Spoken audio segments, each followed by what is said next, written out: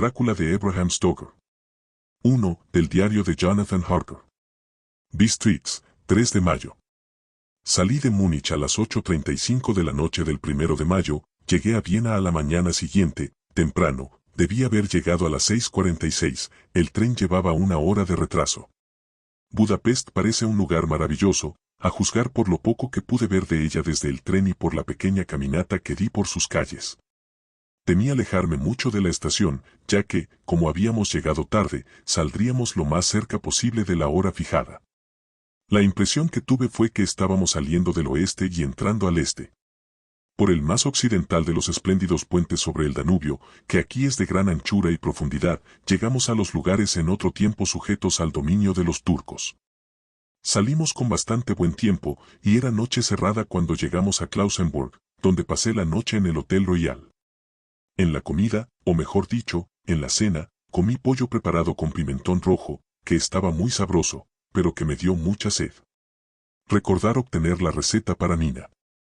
Le pregunté al camarero y me dijo que se llamaba paprika Endl, y que, como era un plato nacional, me sería muy fácil obtenerlo en cualquier lugar de los Cárpatos. Descubrí que mis escasos conocimientos del alemán me servían allí de mucho, de hecho, no sé cómo me las habría arreglado sin ellos. Como dispuse de algún tiempo libre cuando estuve en Londres, visité el British Museum y estudié los libros y mapas de la biblioteca que se referían a Transilvania. Se me había ocurrido que un previo conocimiento del país siempre sería de utilidad e importancia para tratar con un noble de la región. Descubrí que el distrito que él me había mencionado se encontraba en el extremo oriental del país, justamente en la frontera de 3 estados, Transilvania, Moldavia y Bucovina, en el centro de los Montes Cárpatos, una de las partes más salvajes y menos conocidas de Europa. No pude descubrir ningún mapa ni obra que arrojara luz sobre la exacta localización del castillo de Drácula, pues no hay mapas en este país que se puedan comparar en exactitud con los nuestros, pero descubrí que Bistritz, el pueblo de posta mencionado por el conde Drácula, era un lugar bastante conocido. Voy a incluir aquí algunas de mis notas, pues pueden refrescarme la memoria cuando le relate mis viajes a Nina. En la población de Transilvania hay 4 nacionalidades distintas, sajones en el sur y mezclados con ellos los valacos, que son descendientes de los dacios, magiares en el oeste y ezequelios en el este y el norte. Voy entre estos últimos, que aseguran ser descendientes de Atila y los hunos. Esto puede ser cierto, puesto que cuando los magiares conquistaron el país, en el siglo XI, encontraron a los hunos, que ya se habían establecido en él. Leo que todas las supersticiones conocidas en el mundo están reunidas en la herradura de los Cárpatos, como si fuese el centro de alguna especie de remolino imaginativo. Si es así, mi estancia puede ser muy interesante. Recordar que debo preguntarle al conde acerca de esas supersticiones. No dormí bien, aunque mi cama era suficientemente cómoda, pues tuve toda clase de extraños sueños. Durante toda la noche un perro aulló bajo mi ventana, lo cual puede haber tenido que ver algo con ello, o puede haber sido también el pimentón, puesto que tuve que beberme toda el agua de mi garrafón, y todavía me quedé sediento. Ya de madrugada me dormí, pero fui despertado por unos golpes insistentes en mi puerta, por lo que supongo que en esos momentos estaba durmiendo profundamente. Comí más pimentón en el desayuno, una especie de potaje hecho de harina de maíz que dicen era mamaliga, y berenjena rellena con picadillo, un excelente plato al cual llaman impletata. Recordar obtener también la receta de esto. Me apresuré a desayunarme, ya que el tren salía un poco después de las 8, o, mejor dicho, debió haber salido, pues después de correr a la estación a las 7:30 tuve que aguardar sentado en el vagón durante más de una hora antes de que nos pusiéramos en movimiento. Me parece que cuanto más al este se vaya, menos puntuales son los trenes. ¿Cómo serán en China? Pareció que durante todo el día vagábamos a través de un país que estaba lleno de toda clase de bellezas. A veces vimos pueblecitos o castillos en la cúspide de empinadas colinas, tales como se ven en los antiguos misales. Algunas veces corrimos a la par de ríos y arroyuelos, que por el amplio y pedregoso margen a cada lado de ellos, parecían estar sujetos a grandes inundaciones. Se necesita gran cantidad de agua, con una corriente muy fuerte, para poder limpiar la orilla exterior de un río. En todas las estaciones había grupos de gente, algunas veces multitudes, y con toda clase de atuendos. Algunos de ellos eran exactamente iguales a los campesinos de mi país o a los que había visto cuando atravesaba Francia y Alemania, con chaquetas cortas y sombreros redondos y pantalones hechos por ellos mismos, pero otros eran muy pintorescos. Las mujeres eran bonitas, excepto cuando uno se les acercaba, pues eran bastante gruesas alrededor de la cintura. Todas llevaban largas mangas blancas y la mayor parte de ellas tenían anchos cinturones con un montón de flecos de algo que les colgaba como en los vestidos en un ballet, pero por supuesto que llevaban enaguas debajo de ellos. Las figuras más extrañas que vimos fueron los eslovacos, que eran más bárbaros que el resto, con sus amplios sombreros de vaquero, grandes pantalones bombachos y sucios, camisas blancas de lino y enormes y pesados cinturones de cuero, casi de un pie de ancho, completamente tachonados con clavos de hojalata. Usaban botas altas, con los pantalones metidos dentro de ellas, y tenían el pelo largo y negro, y bigotes negros y pesados. Eran muy pintorescos, pero no parecían simpáticos. En cualquier escenario se les reconocería inmediatamente como alguna vieja pandilla de bandoleros. Sin embargo, me dicen que son bastante inofensivos y, lo que es más, bastante tímidos. Ya estaba anocheciendo cuando llegamos a Bistritz, que es una antigua localidad muy interesante. Como está prácticamente en la frontera, pues el paso de Borgo conduce desde ahí a Bucovina, ha tenido una existencia bastante agitada, y desde luego pueden verse las señales de ella. Hace 50 años se produjeron grandes incendios que causaron terribles estragos en 5 ocasiones diferentes. A comienzos del siglo XVII sufrió un sitio de 3 semanas y perdió 13.000 personas, y a las bajas de la guerra se agregaron las del hambre y las enfermedades. El conde Drácula me había indicado que fuese al Hotel Golden Crown, el cual, para mi gran satisfacción, era bastante anticuado, pues por supuesto, yo quería conocer todo lo que me fuese posible de las costumbres del país. Evidentemente me esperaban, pues cuando me acerqué a la puerta me encontré frente a una mujer ya entrada en años, de rostro alegre, vestida a la usanza campesina, ropa interior blanca con un doble delantal, por delante y por detrás, de tela vistosa, tan ajustado al cuerpo que no podía calificarse de modesto. Cuando me acerqué, ella se inclinó y dijo: ¿El señor inglés? Sí, le respondí, Jonathan Harker. Ella sonrió y le dio algunas instrucciones a un hombre anciano en camisa de blancas mangas, que la había seguido hasta la puerta. El hombre se fue, pero regresó inmediatamente con una carta. Mi querido amigo, bienvenido a los Cárpatos. Lo estoy esperando ansiosamente. Duerma bien, esta noche. Mañana a las 3 saldrá la diligencia para Bucovina, ya tiene un lugar reservado. En el desfiladero de Borgo mi carruaje lo estará esperando y lo traerá a mi casa. Espero que su viaje desde Londres haya transcurrido sin tropiezos, y que disfrute de su estancia en mi bello país. Su amigo, Drácula. 4 de mayo. Averigüé que mi posadero había recibido una carta del conde, ordenándole que asegurara el mejor lugar del coche para mí, pero al inquirir acerca de los detalles, se mostró un tanto reticente y pretendió no poder entender mi alemán. Esto no podía ser cierto, porque hasta esos momentos lo había entendido perfectamente, por lo menos respondía a mis preguntas exactamente como si las entendiera. Él y su mujer, la anciana que me había recibido, se miraron con temor. Él murmuró que el dinero le había sido enviado en una carta y que era todo lo que sabía.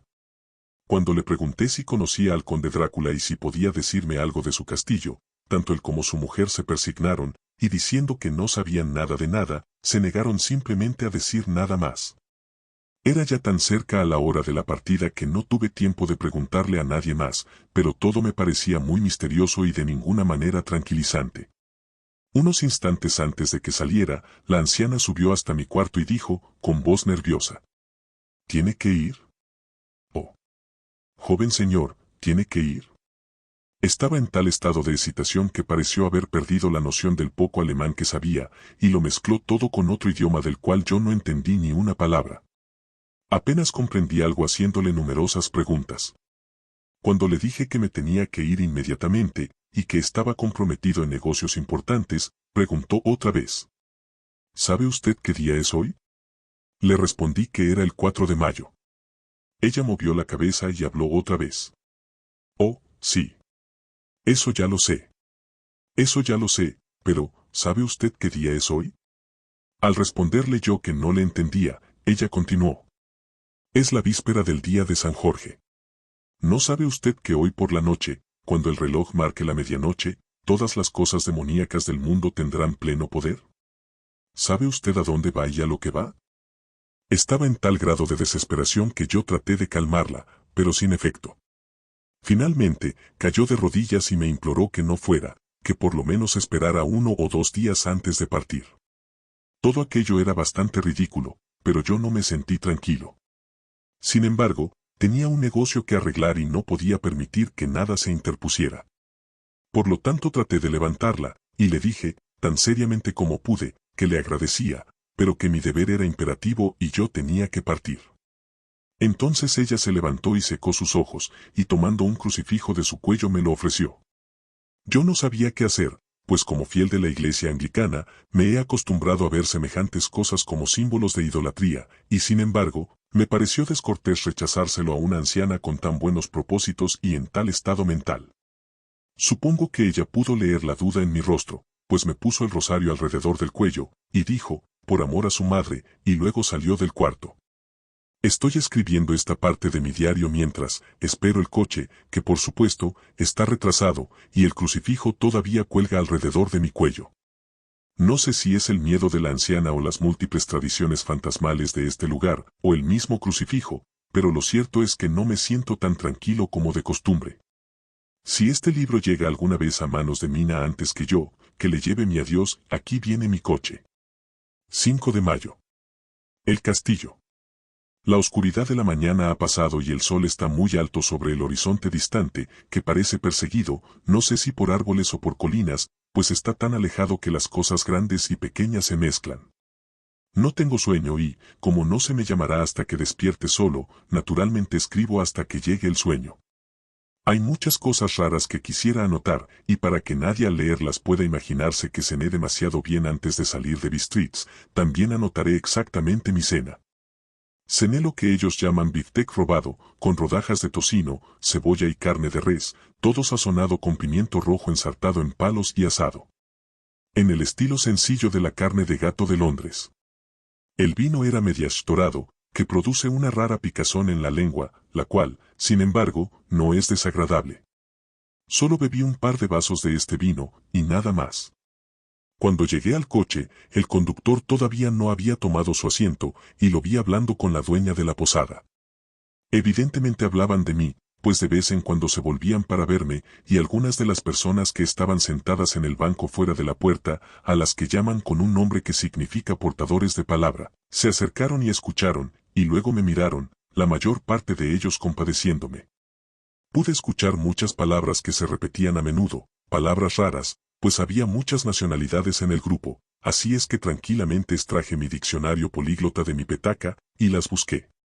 Debo admitir que no me produjeron ninguna alegría, pues entre ellas estaban Ordok, Satanás, Pokol, Infierno, Estregoica, Bruja, Brolok y Blkoslak, las que significan la misma cosa, una en eslovaco y la otra en serbio, designando algo que es un hombre lobo o un vampiro. Recordar, debo preguntarle al conde acerca de estas supersticiones. Cuando partimos, la multitud alrededor de la puerta de la posada, que para entonces ya había crecido a un número considerable, todos hicieron el signo de la cruz y dirigieron 2 dedos hacia mí. Con alguna dificultad conseguí que un pasajero acompañante me dijera qué significaba todo aquello. Al principio no quería responderme, pero cuando supo que yo era inglés, me explicó que era el encanto o hechizo contra el mal de ojo. Esto tampoco me agradó mayormente cuando salía hacia un lugar desconocido con un hombre desconocido, pero todo el mundo parecía tan bondadoso, tan compasivo y tan simpático que no pude evitar sentirme emocionado.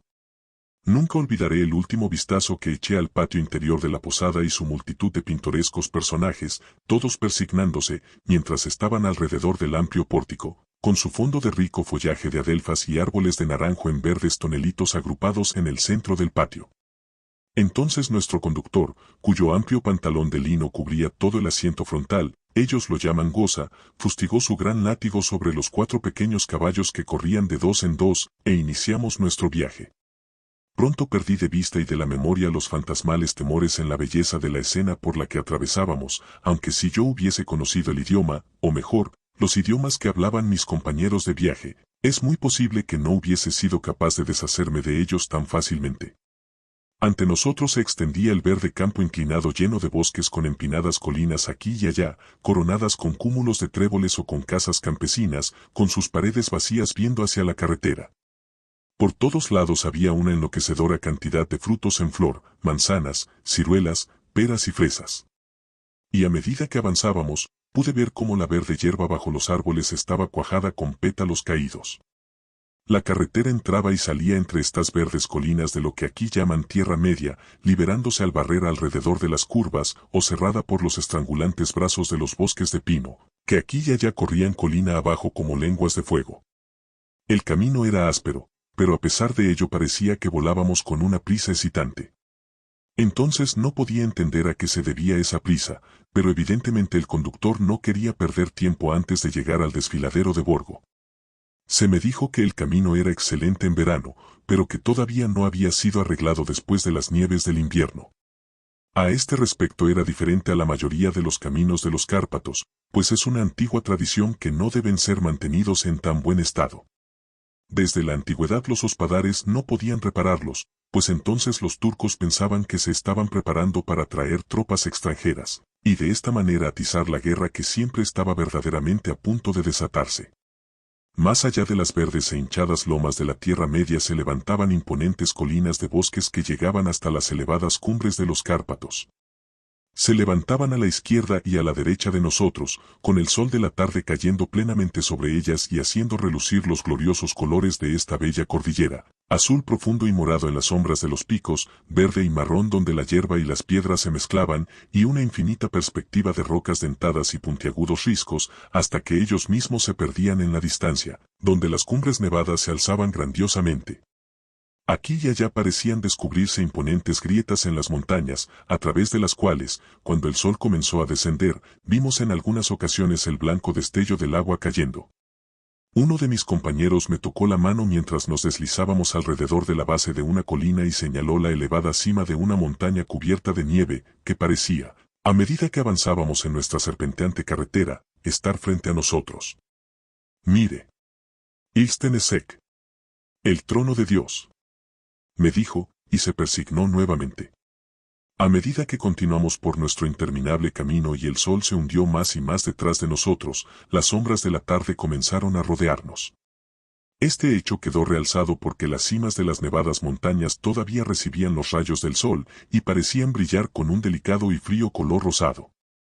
Aquí y allá pasamos ante checos y eslovacos, todos en sus pintorescos atuendos, pero noté que el bocio prevalecía dolorosamente. A lo largo de la carretera había muchas cruces, y a medida que pasamos, todos mis compañeros se persignaron ante ellas. Aquí y allá había una campesina arrodillada frente a un altar, sin que siquiera se volviera a vernos al acercarnos, sino que más bien parecía, en el arrobamiento de la devoción, no tener ni ojos ni oídos para el mundo exterior. Muchas cosas eran completamente nuevas para mí, por ejemplo, hacinas de paja en los árboles, y aquí y allá, muy bellos grupos de sauces llorones, con sus blancas ramas brillando como plata a través del delicado verde de las hojas. Una y otra vez pasamos un carromato, la carreta ordinaria de los campesinos, con su vértebra larga, culebreante, calculada para ajustarse a las desigualdades de la carretera. En cada uno de ellos iba sentado un grupo de campesinos que regresaban a sus hogares, los checos con sus pieles de oveja blancas y los eslovacos con las suyas de color. Estos últimos llevaban a guisa de lanza sus largas duelas, con un hacha en el extremo.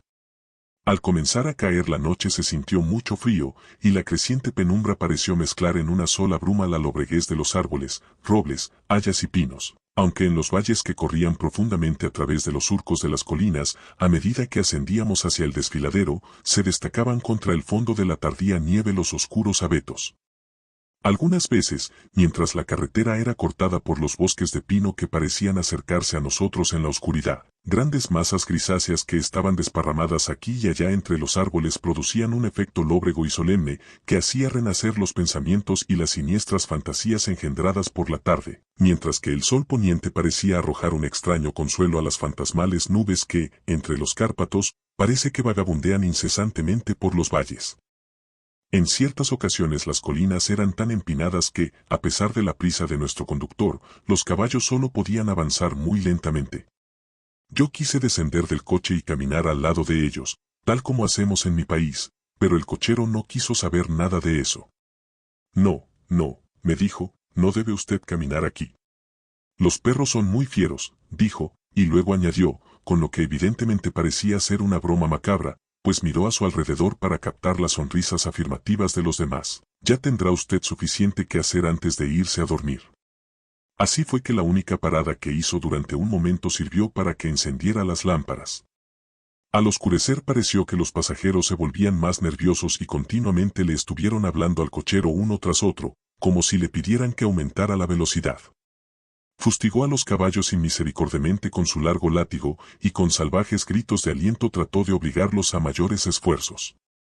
Entonces, a través de la oscuridad, pude ver una especie de mancha de luz grisa delante de nosotros, como si hubiese una hendidura en las colinas.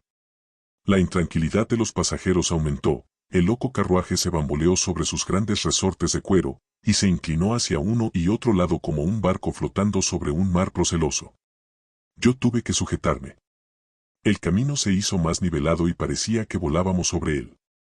Entonces, las montañas parecieron acercarse a nosotros desde ambos lados, como si quisiesen estrangularnos, y nos encontramos a la entrada del desfiladero de Borgo. Uno por uno todos los pasajeros me ofrecieron regalos, insistiendo de una manera tan sincera que no había modo de negarse a recibirlos. Desde luego los regalos eran de muy diversas y extrañas clases, pero cada uno me lo entregó de tan buena voluntad, con palabras tan amables, y con una bendición, esa extraña mezcla de movimientos temerosos que ya había visto en las afueras del hotel en Bistritz, el signo de la cruz y el hechizo contra el mal de ojo. Entonces, al tiempo que volábamos, el cochero se inclinó hacia adelante y, a cada lado, los pasajeros, apoyándose sobre las ventanillas del coche, escudriñaron ansiosamente la oscuridad. Era evidente que se esperaba que sucediera algo raro, pero aunque le pregunté a cada uno de los pasajeros, ninguno me dio la menor explicación. Este estado de ánimo duró algún tiempo, y al final vimos como el desfiladero se abría hacia el lado oriental. Sobre nosotros pendían oscuras y tenebrosas nubes, y el aire se encontraba pesado, cargado con la opresiva sensación del trueno. Parecía como si la cordillera separara dos atmósferas, y que ahora hubiésemos entrado en la tormentosa. Yo mismo me puse a buscar el vehículo que debía llevarme hasta la residencia del conde. A cada instante esperaba ver el destello de lámparas a través de la negrura, pero todo se quedó en la mayor oscuridad. La única luz provenía de los parpadeantes rayos de luz de nuestras propias lámparas, en las cuales los vaos de nuestros agotados caballos se elevaban como nubes blancas. Ahora pudimos ver el arenoso camino extendiéndose blanco frente a nosotros, pero en él no había ninguna señal de un vehículo. Los pasajeros se reclinaron con un suspiro de alegría, que parecía burlarse de mi propia desilusión. Ya estaba pensando qué podía hacer en tal situación cuando el cochero, mirando su reloj, dijo a los otros algo que apenas pude oír, tan suave y misterioso fue el tono en que lo dijo. Creo que fue algo así como 1 hora antes de tiempo. Entonces se volvió a mí y me dijo en un alemán peor que el mío. No hay ningún carruaje aquí. Después de todo, nadie espera al señor. Será mejor que ahora venga a Bucovina y regrese mañana o al día siguiente, mejor al día siguiente. Mientras hablaba, los caballos comenzaron a piafar y a relinchar, y a encabritarse tan salvajemente que el cochero tuvo que sujetarlos con firmeza. Entonces, en medio de un coro de alaridos de los campesinos que se persignaban apresuradamente, apareció detrás de nosotros una calesa, nos pasó y se detuvo al lado de nuestro coche. Por la luz que despedían nuestras lámparas, al caer los rayos sobre ellos, pude ver que los caballos eran unos espléndidos animales, negros como el carbón. Estaban conducidos por un hombre alto, con una larga barba grisácea y un gran sombrero negro, que parecía ocultar su rostro de nosotros. Solo pude ver el destello de un par de ojos muy brillantes, que parecieron rojos al resplandor de la lámpara, en los instantes en que el hombre se volvió a nosotros. Se dirigió al cochero. «Llegó usted muy temprano hoy, mi amigo». El hombre replicó balbuceando. El señor inglés tenía prisa. Entonces el extraño volvió a hablar. «Supongo entonces que por eso usted deseaba que él siguiera hasta Bucovina. No puede engañarme, mi amigo. Sé demasiado, y mis caballos son veloces». Y al hablar sonrió, y cuando la luz de la lámpara cayó sobre su fina y dura boca, con labios muy rojos, sus agudos dientes le brillaron blancos como el marfil. Uno de mis compañeros le susurró a otro aquella frase de la Leonora de Burger. Den die Toten reiten schnell. Pues los muertos viajan velozmente. El extraño conductor escuchó evidentemente las palabras, pues alzó la mirada con una centelleante sonrisa. El pasajero escondió el rostro al mismo tiempo que hizo la señal con los dos dedos y se persignó. «Dadme el equipaje del señor», dijo el extraño cochero. Con una presteza excesiva mis maletas fueron sacadas y acomodadas en la calesa. Luego descendí del coche, pues la calesa estaba situada a su lado, y el cochero me ayudó con una mano que asió mi brazo como un puño de acero. Su fuerza debía ser prodigiosa. Sin decir palabra agitó las riendas, los caballos dieron media vuelta y nos deslizamos hacia la oscuridad del desfiladero. Al mirar hacia atrás vi el vaho de los caballos del coche a la luz de las lámparas y proyectadas contra ella las figuras de mis hasta hacia poco compañeros, persignándose. Entonces el cochero fustigó su látigo y gritó a los caballos, y todos arrancaron con rumbo a Bucovina. Al perderse en la oscuridad sentí un extraño escalofrío y un sentimiento de soledad se apoderó de mí. Pero mi nuevo cochero me cubrió los hombros con una capa y puso una manta sobre mis rodillas, hablando luego en excelente alemán. «La noche está fría, señor mío, y mi señor el conde me pidió que tuviera buen cuidado de usted. Debajo del asiento hay una botella de Slivovitz, un licor regional hecho de ciruelas, en caso de que usted guste». Pero yo no tomé nada, aunque era agradable saber que había una provisión de licor. Me sentí un poco extrañado, y no menos asustado. Creo que si hubiese habido otra alternativa, yo la hubiese tomado en vez de proseguir aquel misterioso viaje nocturno. El carruaje avanzó a paso rápido, en línea recta, luego dimos una curva completa y nos internamos por otro camino recto. Me pareció que simplemente dábamos vuelta una y otra vez sobre el mismo lugar, así pues, tomé nota de un punto sobresaliente y confirmé mis sospechas. Me hubiese gustado preguntarle al cochero qué significaba todo aquello, pero realmente tuve miedo, pues pensé que, en la situación en que me encontraba, cualquier protesta no podría dar el efecto deseado en caso de que hubiese habido una intención de retraso. Al cabo de un rato, sin embargo, sintiéndome curioso por saber cuánto tiempo había pasado, encendí un fósforo, y a su luz miré mi reloj, faltaban pocos minutos para la medianoche. Esto me dio una especie de sobresalto, pues supongo que la superstición general acerca de la medianoche había aumentado debido a mis recientes experiencias. Me quedé aguardando con una enfermiza sensación de ansiedad. Entonces un perro comenzó a aullar en alguna casa campesina más adelante del camino. Dejó escapar un largo, lúgubre aullido, como si tuviese miedo. Su llamado fue recogido por otro perro y otro, hasta que, nacido como el viento que ahora pasaba suavemente a través del desfiladero, comenzó un aterrador concierto de aullidos que parecían llegar de todos los puntos del campo, desde tan lejos como la imaginación alcanzase a captar a través de las tinieblas de la noche. Desde el primer aullido los caballos comenzaron a piafar y a inquietarse, pero el cochero les habló tranquilizándolos, y ellos recobraron la calma, aunque temblaban y sudaban como si acabaran de pasar por un repentino susto.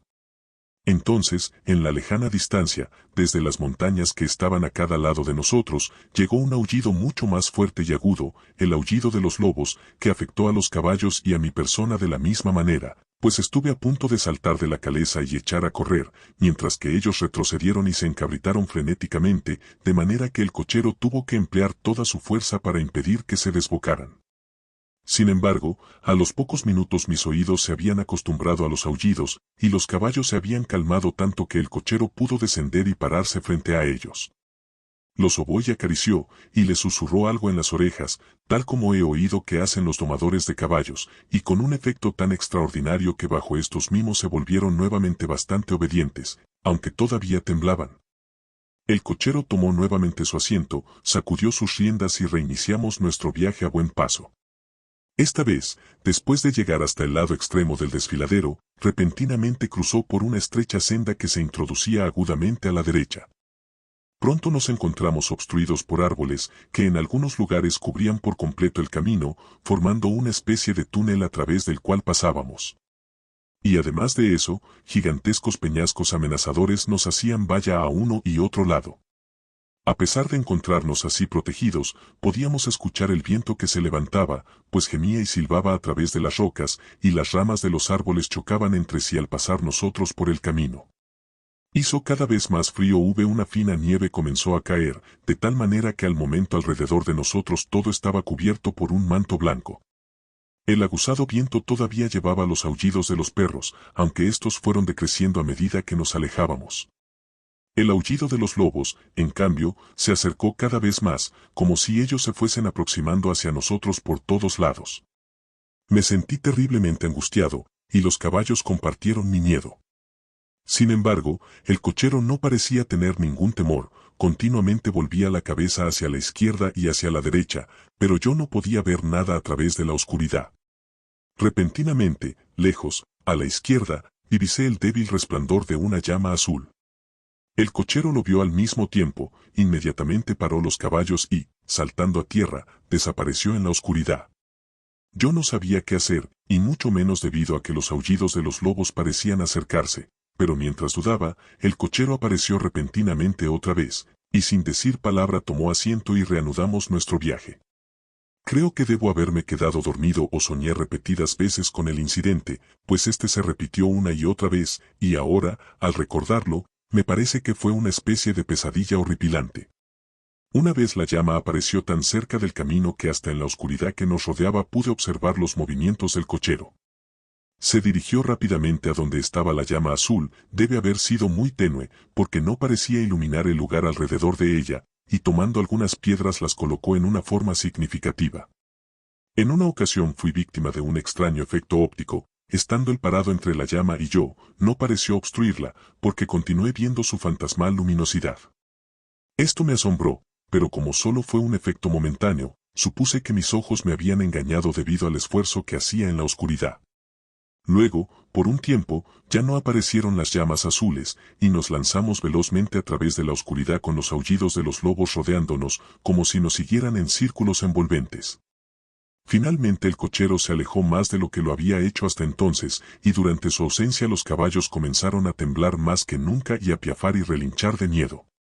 No pude ver ninguna causa que motivara su nerviosismo, pues los aullidos de los lobos habían cesado por completo, pero entonces la luna, navegando a través de las negras nubes, apareció detrás de la dentada cresta de una roca saliente revestida de pinos, y a su luz vi alrededor de nosotros un círculo de lobos, con dientes blancos y lenguas rojas y colgantes, con largos miembros sinuosos y pelo hirsuto.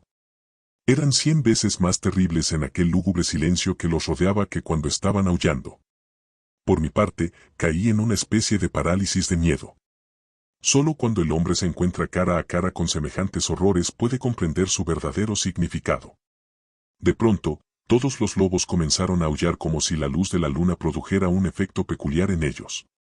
Los caballos se encabritaron y retrocedieron, y miraron impotentes alrededor con unos ojos que giraban de manera dolorosa, pero el círculo viviente de terror los acompañaba a cada lado. Forzosamente tuvieron que permanecer dentro de él.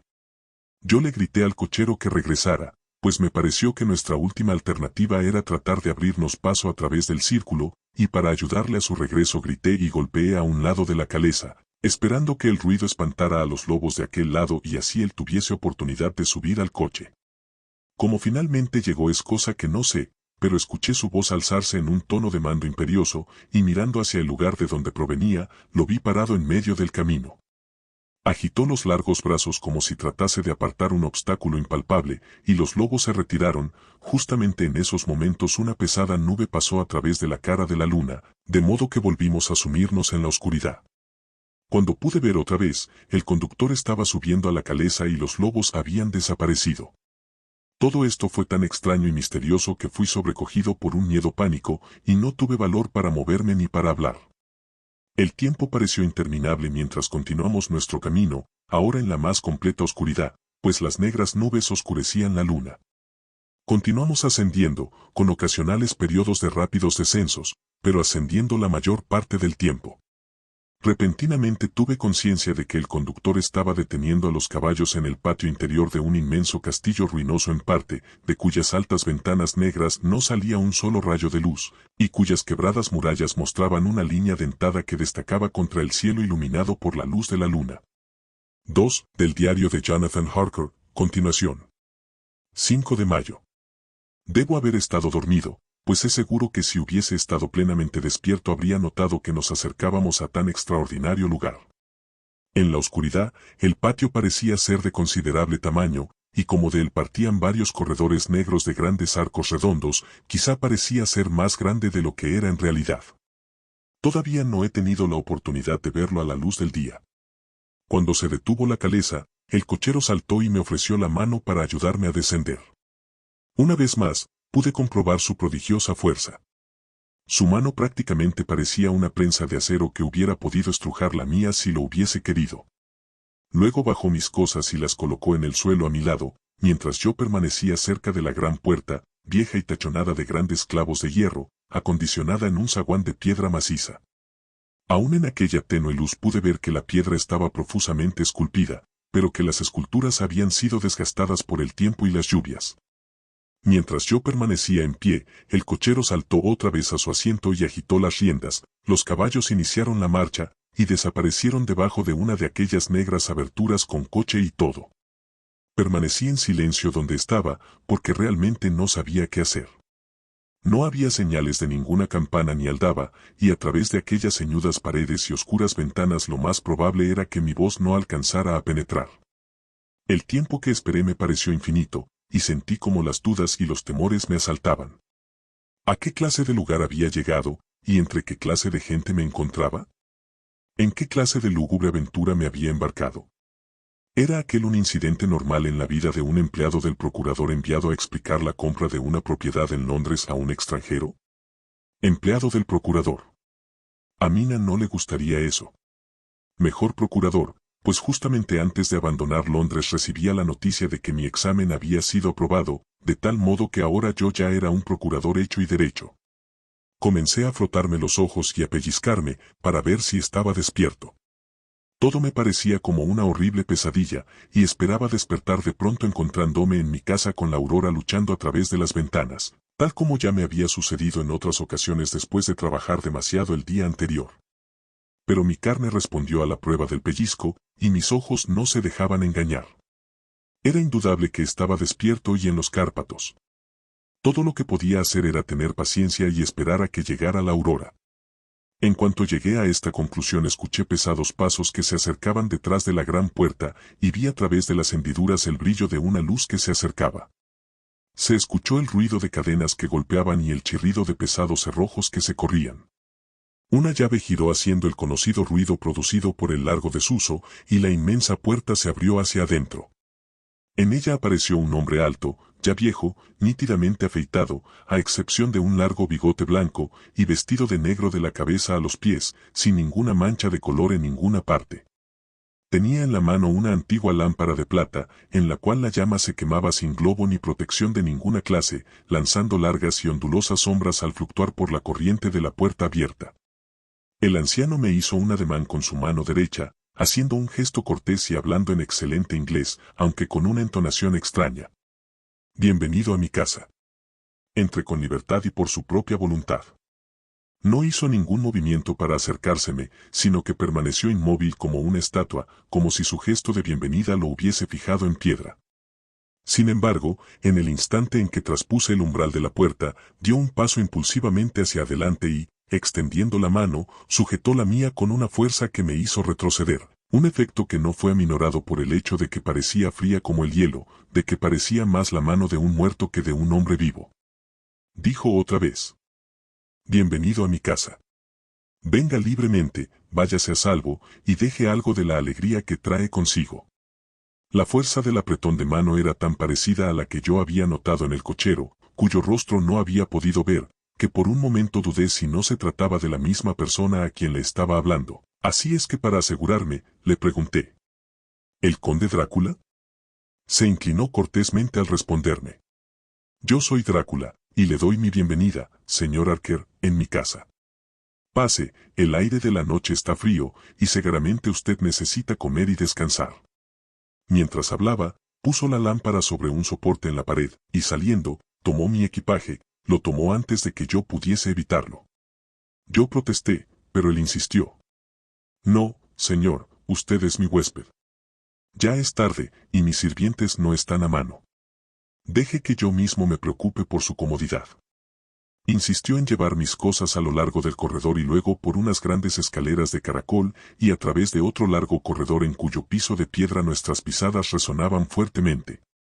Al final de él abrió de golpe una pesada puerta, y yo tuve el regocijo de ver un cuarto muy bien alumbrado en el cual estaba servida una mesa para la cena, y en cuya chimenea un gran fuego de leños, seguramente recién llevados, lanzaba destellantes llamas. El conde se detuvo, puso mis maletas en el suelo, cerró la puerta y, cruzando el cuarto, abrió otra puerta que daba a un pequeño cuarto octogonal alumbrado con una simple lámpara, y que a primera vista no parecía tener ninguna ventana. Pasando a través de este, abrió todavía otra puerta y me hizo señas para que pasara. Era una vista agradable, pues allí había un gran dormitorio muy bien alumbrado y calentado con el fuego de otro hogar, que también acababa de ser encendido, pues los leños de encima todavía estaban frescos y enviaban un hueco chisporroteo a través de la amplia chimenea. El propio conde dejó mi equipaje adentro y se retiró, diciendo antes de cerrar la puerta: necesitará, después de su viaje, refrescarse un poco y arreglar sus cosas. Espero que encuentre todo lo que desee. Cuando termine venga al otro cuarto, donde encontrará su cena preparada. La luz y el calor de la cortés bienvenida que me dispensó el conde parecieron disipar todas mis antiguas dudas y temores. Entonces, habiendo alcanzado nuevamente mi estado normal, descubrí que estaba medio muerto de hambre, así es que me arreglé lo más rápidamente posible y entré en la otra habitación. Encontré que la cena ya estaba servida. Mi anfitrión estaba en pie al lado de la gran fogata, reclinado contra la chimenea de piedra, hizo un gracioso movimiento con la mano, señalando la mesa, y dijo: le ruego que se siente y cene como mejor le plazca. Espero que usted me excuse por no acompañarlo, pero es que yo ya comí, y generalmente no ceno. Le entregué la carta sellada que el señor Hawkins me había encargado. Él la abrió y la leyó seriamente, luego, con una encantadora sonrisa, me la dio para que yo la leyera. Por lo menos un pasaje de ella me proporcionó gran placer. Lamento que un ataque de gota, enfermedad de la cual estoy constantemente sufriendo, me haga absolutamente imposible efectuar cualquier viaje por algún tiempo, pero me alegra decirle que puedo enviarle un sustituto eficiente, una persona en la cual tengo la más completa confianza. Es un hombre joven, lleno de energía y de talento, y de gran ánimo y disposición. Es discreto y silencioso, y ha crecido y madurado a mi servicio.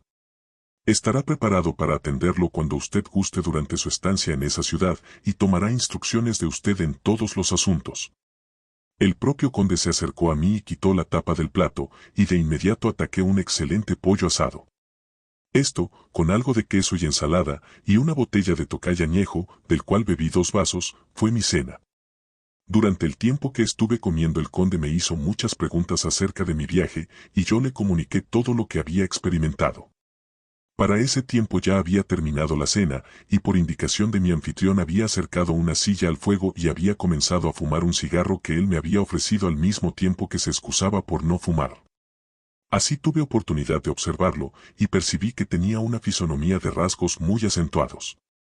Su cara era fuerte, muy fuerte, aguileña, con un puente muy marcado sobre la fina nariz y las ventanas de ella peculiarmente arqueadas, con una frente alta y despejada, y el pelo gris que le crecía escasamente alrededor de las sienes, pero profusamente en otras partes. Sus cejas eran muy espesas, casi se encontraban en el entrecejo, y con un pelo tan abundante que parecía encresparse por su misma profusión.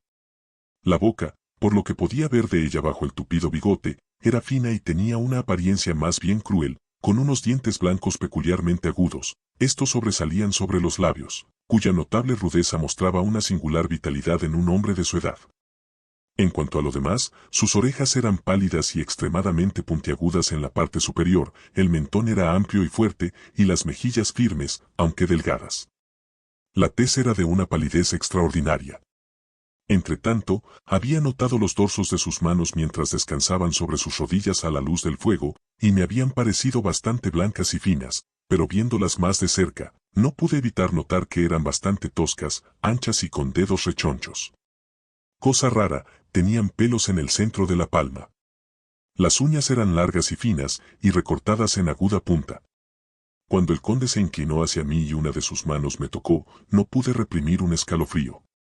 Pudo haber sido su aliento, que era fétido, pero lo cierto es que una terrible sensación de náusea se apoderó de mí, la cual, a pesar del esfuerzo que hice, no pude reprimir.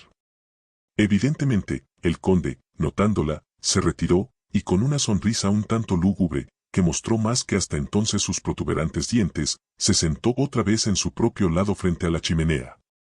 Los dos permanecimos silenciosos unos instantes, y cuando miró hacia la ventana vi los primeros débiles fulgores de la aurora, que se acercaba. Una extraña quietud parecía envolverlo todo, pero al escuchar más atentamente, pude oír, como si proviniera del valle situado más abajo, el aullido de muchos lobos. Los ojos del conde destellaron, y dijo: «Escúchelos. Los hijos de la noche. ¿Qué música la que entonan?». Pero viendo, supongo, alguna extraña expresión en mi rostro, se apresuró a agregar: «Ah, sir. Ustedes los habitantes de la ciudad no pueden penetrar en los sentimientos de un cazador». Luego se incorporó, y dijo: «Pero la verdad es que usted debe estar cansado.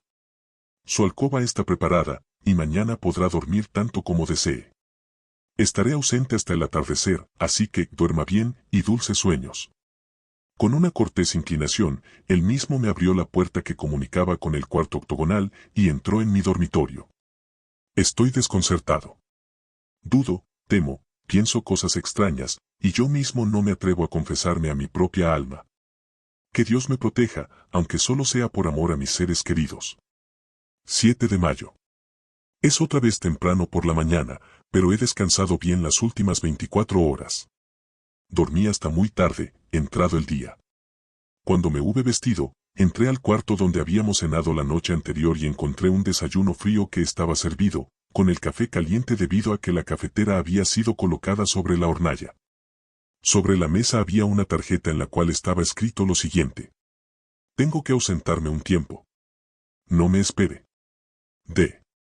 Me senté y disfruté de una buena comida. Cuando hube terminado, busqué una campanilla, para hacerle saber a los sirvientes que ya había terminado, pero no pude encontrar ninguna. Ciertamente en la casa hay algunas deficiencias raras, especialmente si se consideran las extraordinarias muestras de opulencia que me rodean. El servicio de la mesa es de oro, y tan bellamente labrado que debe ser de un valor inmenso.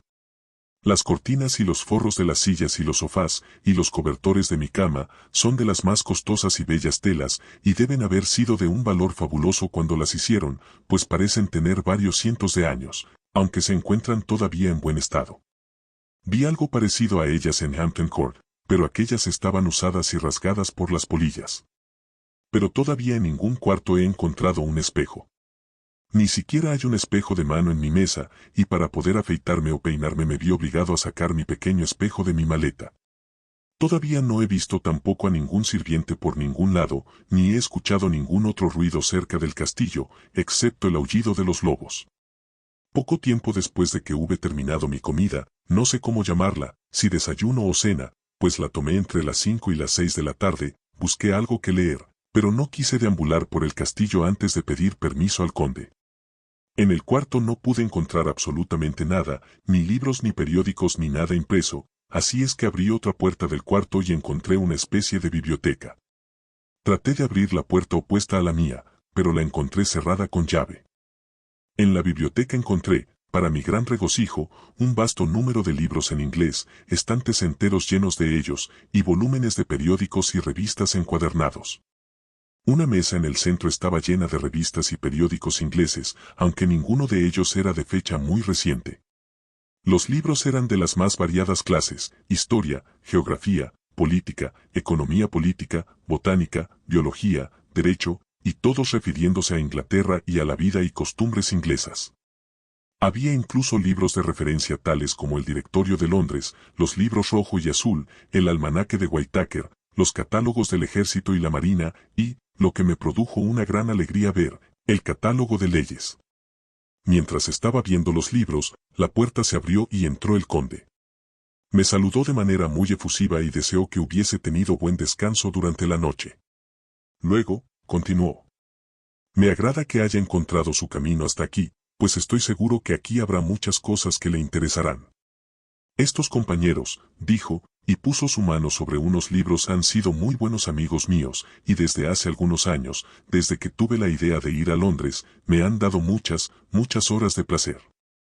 A través de ellos he aprendido a conocer a su gran Inglaterra, y conocerla es amarla. Deseo vehemente caminar por las repletas calles de su poderoso Londres, estar en medio del torbellino y la prisa de la humanidad, compartir su vida, sus cambios y su muerte, y todo lo que la hace ser lo que es. Pero, ay, hasta ahora solo conozco su lengua a través de libros. ¿A usted, mi amigo, le parece que sé bien su idioma? Pero, señor conde, le dije, usted sabe y habla muy bien el inglés. Hizo una grave reverencia. Le doy las gracias, mi amigo, por su demasiado optimista estimación. Sin embargo, temo que me encuentro apenas comenzando el camino por el que voy a viajar.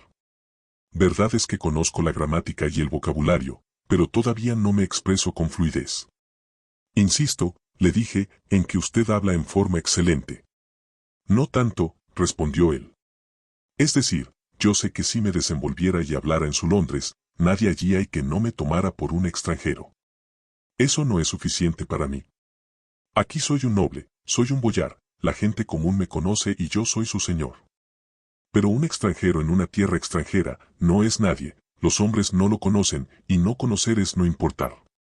Yo estoy contento si soy como el resto, de modo que ningún hombre me parece me ve, o haga una pausa en sus palabras al escuchar mi voz, diciendo, ja, ja, un extranjero. He sido durante tanto tiempo un señor que seré todavía un señor, o por lo menos nadie prevalecerá sobre mí. Usted no viene a mí solo como agente de mi amigo Peter Hawkins, de Exeter, a darme los detalles acerca de mi nueva propiedad en Londres. Yo espero que usted se quede conmigo algún tiempo, para que mediante nuestras conversaciones yo pueda aprender el acento inglés, y me gustaría mucho que usted me dijese cuando cometó un error, aunque sea el más pequeño, al hablar. Siento mucho haber tenido que ausentarme durante tanto tiempo hoy, pero espero que usted perdonará a alguien que tiene tantas cosas importantes en la mano. Por supuesto que yo dije todo lo que se puede decir acerca de tener buena voluntad, y le pregunté si podía entrar en aquel cuarto cuando quisiese. Él respondió que sí, y agregó: puede usted ir a donde quiera en el castillo, excepto donde las puertas están cerradas con llave, donde por supuesto usted no querrá ir. Hay razón para que todas las cosas sean como son, y si usted viera con mis ojos y supiera con mi conocimiento, posiblemente entendería mejor. Yo le aseguré que así sería, y él continuó: estamos en Transilvania, y Transilvania no es Inglaterra. Nuestra manera de ser no es como su manera de ser, y habrá para usted muchas cosas extrañas. Es más, por lo que usted ya me ha contado de sus experiencias, ya sabe algo de qué cosas extrañas pueden ser. Esto condujo a mucha conversación, y era evidente que él quería hablar aunque solo fuese por hablar. Le hice muchas preguntas relativas a cosas que ya me habían pasado o de las cuales yo ya había tomado nota. Algunas veces esquivó el tema o cambió de conversación simulando no entenderme, pero generalmente me respondió a todo lo que le pregunté de la manera más franca. Entonces, a medida que pasaba el tiempo y yo iba entrando en más confianza, le pregunté acerca de algunos de los sucesos extraños de la noche anterior, como por ejemplo, ¿por qué el cochero iba a los lugares a donde veía la llama azul? Entonces él me explicó que era creencia común que cierta noche del año, de hecho la noche pasada, cuando los malos espíritus, según se cree, tienen ilimitados poderes, aparece una llama azul en cualquier lugar donde haya sido escondido algún tesoro. Que hayan sido escondidos tesoros en la región por la cual usted pasó anoche, continuó él, es cosa que está fuera de toda duda. Esta ha sido tierra en la que han peleado durante siglos los valacos, los sajones y los turcos. A decir verdad, sería difícil encontrar un pie cuadrado de tierra en esta región que no hubiese sido enriquecido por la sangre de hombres, patriotas o invasores. En la antigüedad hubo tiempos agitados, cuando los austriacos y húngaros llegaban en hordas y los patriotas salían a enfrentárseles, hombres y mujeres, ancianos y niños. Esperaban su llegada entre las rocas arriba de los desfiladeros para lanzarles destrucción y muerte a ellos con sus saludes artificiales.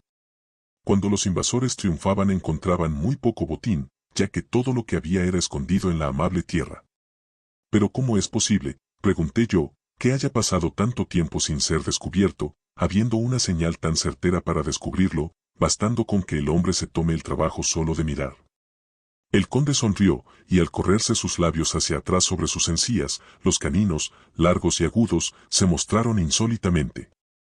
Respondió: porque el campesino es en el fondo de su corazón cobarde e imbécil. Esas llamas solo aparecen en una noche, y en esa noche ningún hombre de esta tierra, si puede evitarlo, se atreve siquiera a espiar por su puerta. Y, mi querido señor, aunque lo hiciera, no sabría qué hacer. Le aseguro que ni siquiera el campesino que usted me dijo que marcó los lugares de la llama sabrá dónde buscar durante el día, por el trabajo que hizo esa noche. Hasta usted, me atrevo a afirmar, no sería capaz de encontrar esos lugares otra vez. ¿No es cierto? Sí, es verdad, dije yo. No tengo ni la más remota idea de dónde podría buscarlos. Luego pasamos a otros temas. Vamos, me dijo al final, cuénteme de Londres y de la casa que ha comprado a mi nombre. Excusándome por mi olvido, fui a mi cuarto a sacar los papeles de mi portafolios. Mientras los estaba colocando en orden, escuché un tintineo de porcelana y plata en el otro cuarto, y al atravesarlo, noté que la mesa había sido arreglada y la lámpara encendida, pues para entonces ya era bastante tarde. También en el estudio o biblioteca estaban encendidas las lámparas, y encontré al conde yaciendo en el sofá, leyendo, de todas las cosas en el mundo, una guía inglesa de Bradshaw. Cuando yo entré, él quitó los libros y papeles de la mesa, y entonces comencé a explicarle los planos y los hechos, y los números. Estaba interesado por todo, y me hizo infinidad de preguntas relacionadas con el lugar y sus alrededores. Estaba claro que él había estudiado de antemano todo lo que podía esperar en cuanto al tema de su vecindario, pues evidentemente al final él sabía mucho más que yo. Cuando yo le señalé eso, respondió. Pero, mi amigo, ¿no es necesario que sea así? Cuando yo vaya allá estaré completamente solo, y mi amigo Harker Jonathan, no, perdóneme, caigo siempre en la costumbre de mi país de poner primero su nombre patronímico, así pues, mi amigo Jonathan Harker no va a estar a mi lado para corregirme y ayudarme. Estaré en Exeter, a kilómetros de distancia, trabajando probablemente en papeles de la ley con mi otro amigo, Peter Hawkins. ¿No es así? Entramos de lleno al negocio de la compra de la propiedad en Purfleet. Cuando le hube explicado los hechos y ya tenía su firma para los papeles necesarios y había escrito una carta con ellos para enviársela al señor Hawkins, comenzó a preguntarme cómo había encontrado un lugar tan apropiado. Entonces yo le leí las notas que había hecho en aquel tiempo y las cuales transcribo aquí. En Purfleet, al lado de la carretera, me encontré con un lugar que parece ser justamente el requerido, y donde había expuesto un rótulo que anunciaba que la propiedad estaba en venta. Está rodeado de un alto muro, de estructura antigua, construido de pesadas piedras, y que no ha sido reparado durante un largo número de años.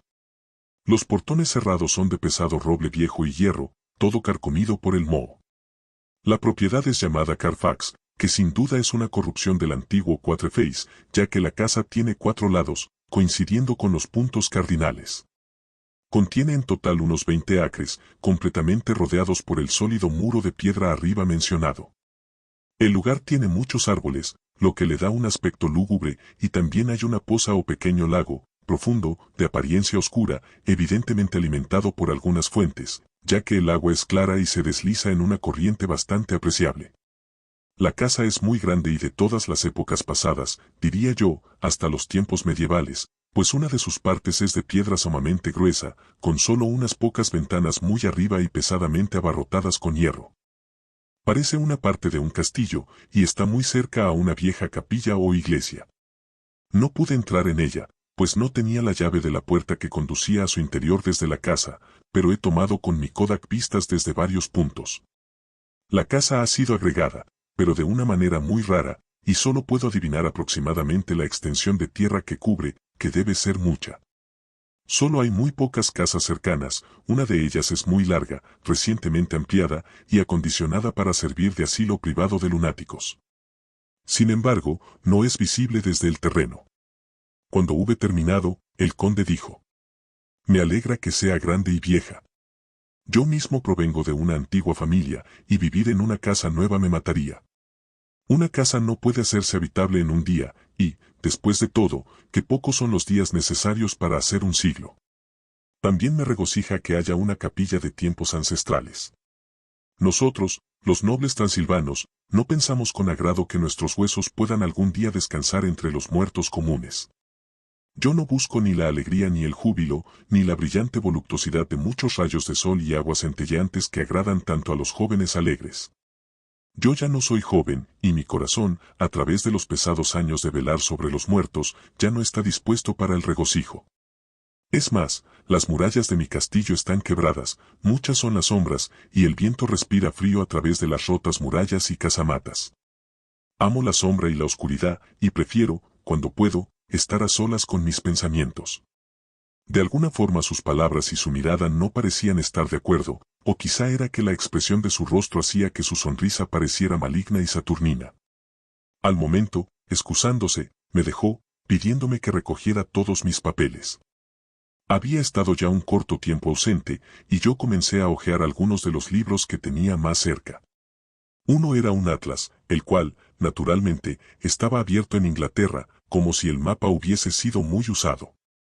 Al mirarlo encontré ciertos lugares marcados con pequeños anillos, y al examinar estos noté que uno estaba cerca de Londres, en el lado este, manifiestamente donde su nueva propiedad estaba situada.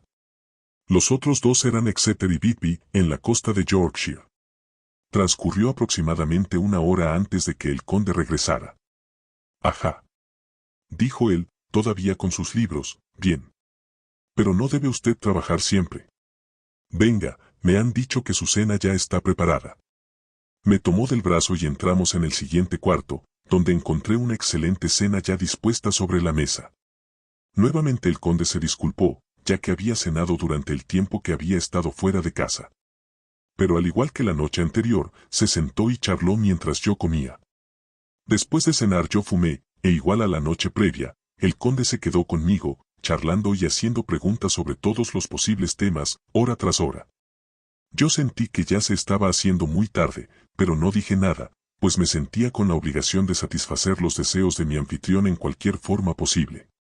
No me sentía soñoliento, ya que la larga noche de sueño del día anterior me había fortalecido, pero no pude evitar experimentar ese escalofrío que lo sobrecoge a uno con la llegada de la aurora, que es a su manera, el cambio de marea. Dicen que la gente que está agonizando muere generalmente con el cambio de la aurora o con el cambio de la marea, y cualquiera que haya estado cansado y obligado a mantenerse en su puesto, ha experimentado este cambio en la atmósfera y puede creerlo. De pronto, escuchamos el cántico de un gallo, llegando con sobrenatural estridencia a través de la clara mañana. El conde Drácula saltó sobre sus pies y dijo: «Pues ya llegó otra vez la mañana. Soy muy abusivo obligándole a que se quede despierto tanto tiempo. Debe usted hacer su conversación acerca de mi querido nuevo país Inglaterra menos interesante, para que yo no olvide cómo vuela el tiempo entre nosotros». Y dicho esto, haciendo una reverencia muy cortés, se alejó rápidamente. Yo entré en mi cuarto y abrí las cortinas, pero había poco que observar. Mi ventana daba al patio central, y todo lo que pude ver fue el caluroso gris del cielo despejado. Así es que volví a cerrar las ventanas, y he escrito lo relativo a este día. 8 de mayo. Cuando comencé a escribir este libro temí que me estuviese explayando demasiado, pero ahora me complace haber entrado en detalle desde un principio, pues hay algo tan extraño acerca de este lugar y de todas las cosas que suceden, que no puedo sino sentirme inquieto. Desearía estar lejos de aquí, o jamás haber venido. Puede ser que esta extraña existencia de noche me esté afectando, pero como desearía que eso fuese todo. Si hubiese alguien con quien pudiera hablar creo que lo soportaría, pero no hay nadie. Solo tengo al conde para hablar, y él. Temo ser la única alma viviente del lugar. Permítaseme ser prosaico tanto como los hechos lo sean, me ayudará esto mucho a soportar la situación, y la imaginación no debe corromperse conmigo. Si lo hace, estoy perdido. Digamos de una vez por todas en qué situación me encuentro, o parezco encontrarme. Dormí solo unas cuantas horas al ir a la cama, y sintiendo que no podía dormir más, me levanté. Colgué mi espejo de afeitar en la ventana y apenas estaba comenzando a afeitarme. De pronto, sentí una mano sobre mi hombro, y escuché la voz del conde diciéndome: «Buenos días». Me sobresaltó, pues me maravilló que no lo hubiera visto, ya que la imagen del espejo cubría la totalidad del cuarto detrás de mí. Debido al sobresalto me corté ligeramente, pero de momento no lo noté. Habiendo contestado al saludo del conde, me volví al espejo para ver cómo me había equivocado. Esta vez no podía haber ningún error, pues el hombre estaba cerca de mí y yo podía verlo por sobre mi hombro, pero no había ninguna imagen de él en el espejo. Todo el cuarto detrás de mí estaba reflejado, pero no había en él señal de ningún hombre, a excepción de mí mismo. Esto era sorprendente, y, sumado a la gran cantidad de cosas raras que ya habían sucedido, comenzó a incrementar ese vago sentimiento de inquietud que siempre tengo cuando el conde está cerca. Pero en ese instante vi que la herida había sangrado ligeramente y que un hilillo de sangre bajaba por mi mentón. Deposité la navaja de afeitar y al hacerlo me di media vuelta buscando un emplasto adhesivo. Cuando el conde vio mi cara, sus ojos relumbraron con una especie de furia demoníaca y repentinamente se lanzó sobre mi garganta. Yo retrocedí y su mano tocó la cadena del rosario que sostenía el crucifijo. Hizo un cambio instantáneo en él, pues la furia le pasó tan rápidamente que apenas podía yo creer que jamás la hubiera sentido. Tenga cuidado, dijo él, tenga cuidado de no cortarse. Es más peligroso de lo que usted cree en este país, añadió, tomando el espejo de afeitar. Y esta maldita cosa es la que ha hecho el follón. Es una burbuja podrida de la vanidad del hombre, lejos con ella. Al decir esto abrió la pesada ventana y con un tirón de su horrible mano lanzó por ella el espejo, que se hizo añicos en las piedras del patio interior situado en el fondo. Luego se retiró sin decir palabra. Todo esto es muy enojoso, porque ahora no veo cómo voy a poder afeitarme, a menos que use la caja de mi reloj o el fondo de mi vasija de afeitar, que afortunadamente es de metal. Cuando entré al comedor el desayuno estaba preparado, pero no pude encontrar al conde por ningún lugar. Así es que desayuné solo. Es extraño que hasta ahora todavía no he visto al conde comer o beber, debe ser un hombre muy peculiar. Después del desayuno hice una pequeña exploración en el castillo. Subí por las gradas y encontré un cuarto que miraba hacia el sur. La vista era magnífica, y desde donde yo me encontraba tenía toda la oportunidad para apreciarla. El castillo se encuentra al mismo borde de un terrible precipicio, una piedra cayendo desde la ventana puede descender 1000 pies sin tocar nada. Tan lejos como el ojo alcanza a divisar, solo se ve un mar de verdes copas de árboles, con alguna grieta ocasional donde hay un abismo. Aquí y allí se ven hilos de plata de los ríos que pasan por profundos desfiladeros a través del bosque. Pero no estoy con ánimo para describir tanta belleza, pues cuando hube contemplado la vista exploré un poco más, por todos lados puertas, todas cerradas y con llave. No hay ningún lugar, a excepción de las ventanas en las paredes del castillo, por el cual se pueda salir. El castillo es en verdad una prisión, y yo soy un prisionero. 3. Del diario de Jonathan Harker, continuación. Cuando me di cuenta de que era un prisionero, una especie de sensación salvaje se apoderó de mí. Corrí arriba y abajo por las escaleras, pulsando cada puerta y mirando a través de cada ventana que encontraba, pero después de un rato la convicción de mi impotencia se sobrepuso a todos mis otros sentimientos. Ahora, después de unas horas, cuando pienso en ello me imagino que debo haber estado loco, pues me comporté muy semejante a una rata cogida en una trampa. Sin embargo, cuando tuve la convicción de que era impotente, me senté tranquilamente, tan tranquilamente como jamás lo he hecho en mi vida, y comencé a pensar que era lo mejor que podía hacer. De una cosa sí estoy seguro, que no tiene sentido dar a conocer mis ideas al conde. Él sabe perfectamente que estoy atrapado, y como él mismo es quien lo ha hecho, e indudablemente tiene sus motivos para ello, si le confieso completamente mi situación solo tratará de engañarme. Por lo que hasta aquí puedo ver, mi único plan será mantener mis conocimientos y mis temores para mí mismo y mis ojos abiertos. Sé que o estoy siendo engañado como un niño, por mis propios temores, o estoy en un aprieto, y si esto último es lo verdadero, necesito y necesitaré todos mis sesos para poder salir adelante. Apenas había llegado a esta conclusión cuando oí que la gran puerta de abajo se cerraba, y supe que el conde había regresado. No llegó de inmediato a la biblioteca, por lo que yo cautelosamente regresé a mi cuarto, y lo encontré arreglándome la cama. Esto era raro, pero solo confirmó lo que yo ya había estado sospechando durante bastante tiempo, en la casa no había sirvientes. Cuando después lo vi a través de la hendidura de los goznes de la puerta arreglando la mesa en el comedor, ya no tuve ninguna duda, pues si él se encargaba de hacer todos aquellos oficios minúsculos, seguramente era la prueba de que no había nadie más en el castillo, y el mismo conde debió haber sido el cochero que me trajo en la calesa hasta aquí. Esto es un pensamiento terrible, pues si es así, significa que puede controlar a los lobos, tal como lo hizo, por el solo hecho de levantar la mano en silencio. ¿Por qué habrá sido que toda la gente en Bistritz y en el coche sentían tanto temor por mí? ¿Qué significado le daban al crucifijo, al ajo, a la rosa salvaje, al fresno de montaña? Bendita sea aquella buena mujer que me colgó el crucifijo alrededor del cuello. Me da consuelo y fuerza cada vez que lo toco. Es divertido que una cosa a la cual me enseñaron que debía ver con desagrado y como algo idolátrico pueda ser de ayuda en tiempo de soledad y problemas. ¿Es que hay algo en la esencia misma de la cosa, o es que es un medio, una ayuda tangible que evoca el recuerdo de simpatías y consuelos? Puede ser que alguna vez deba examinar este asunto y tratar de decirme acerca de él. Mientras tanto debo averiguar todo lo que pueda sobre el conde Drácula, pues eso me puede ayudar a comprender. Esta noche haré que hable sobre él mismo, volteando la conversación en esa dirección. Sin embargo, debo ser muy cuidadoso para no despertar sus sospechas. Medianoche.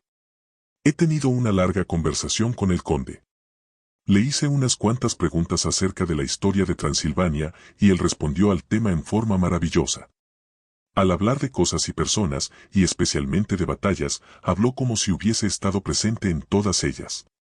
Esto me lo explicó posteriormente diciendo que para un boyar el orgullo de su casa y su nombre es su propio orgullo, que la gloria de ellos es su propia gloria, que el destino de ellos es su propio destino.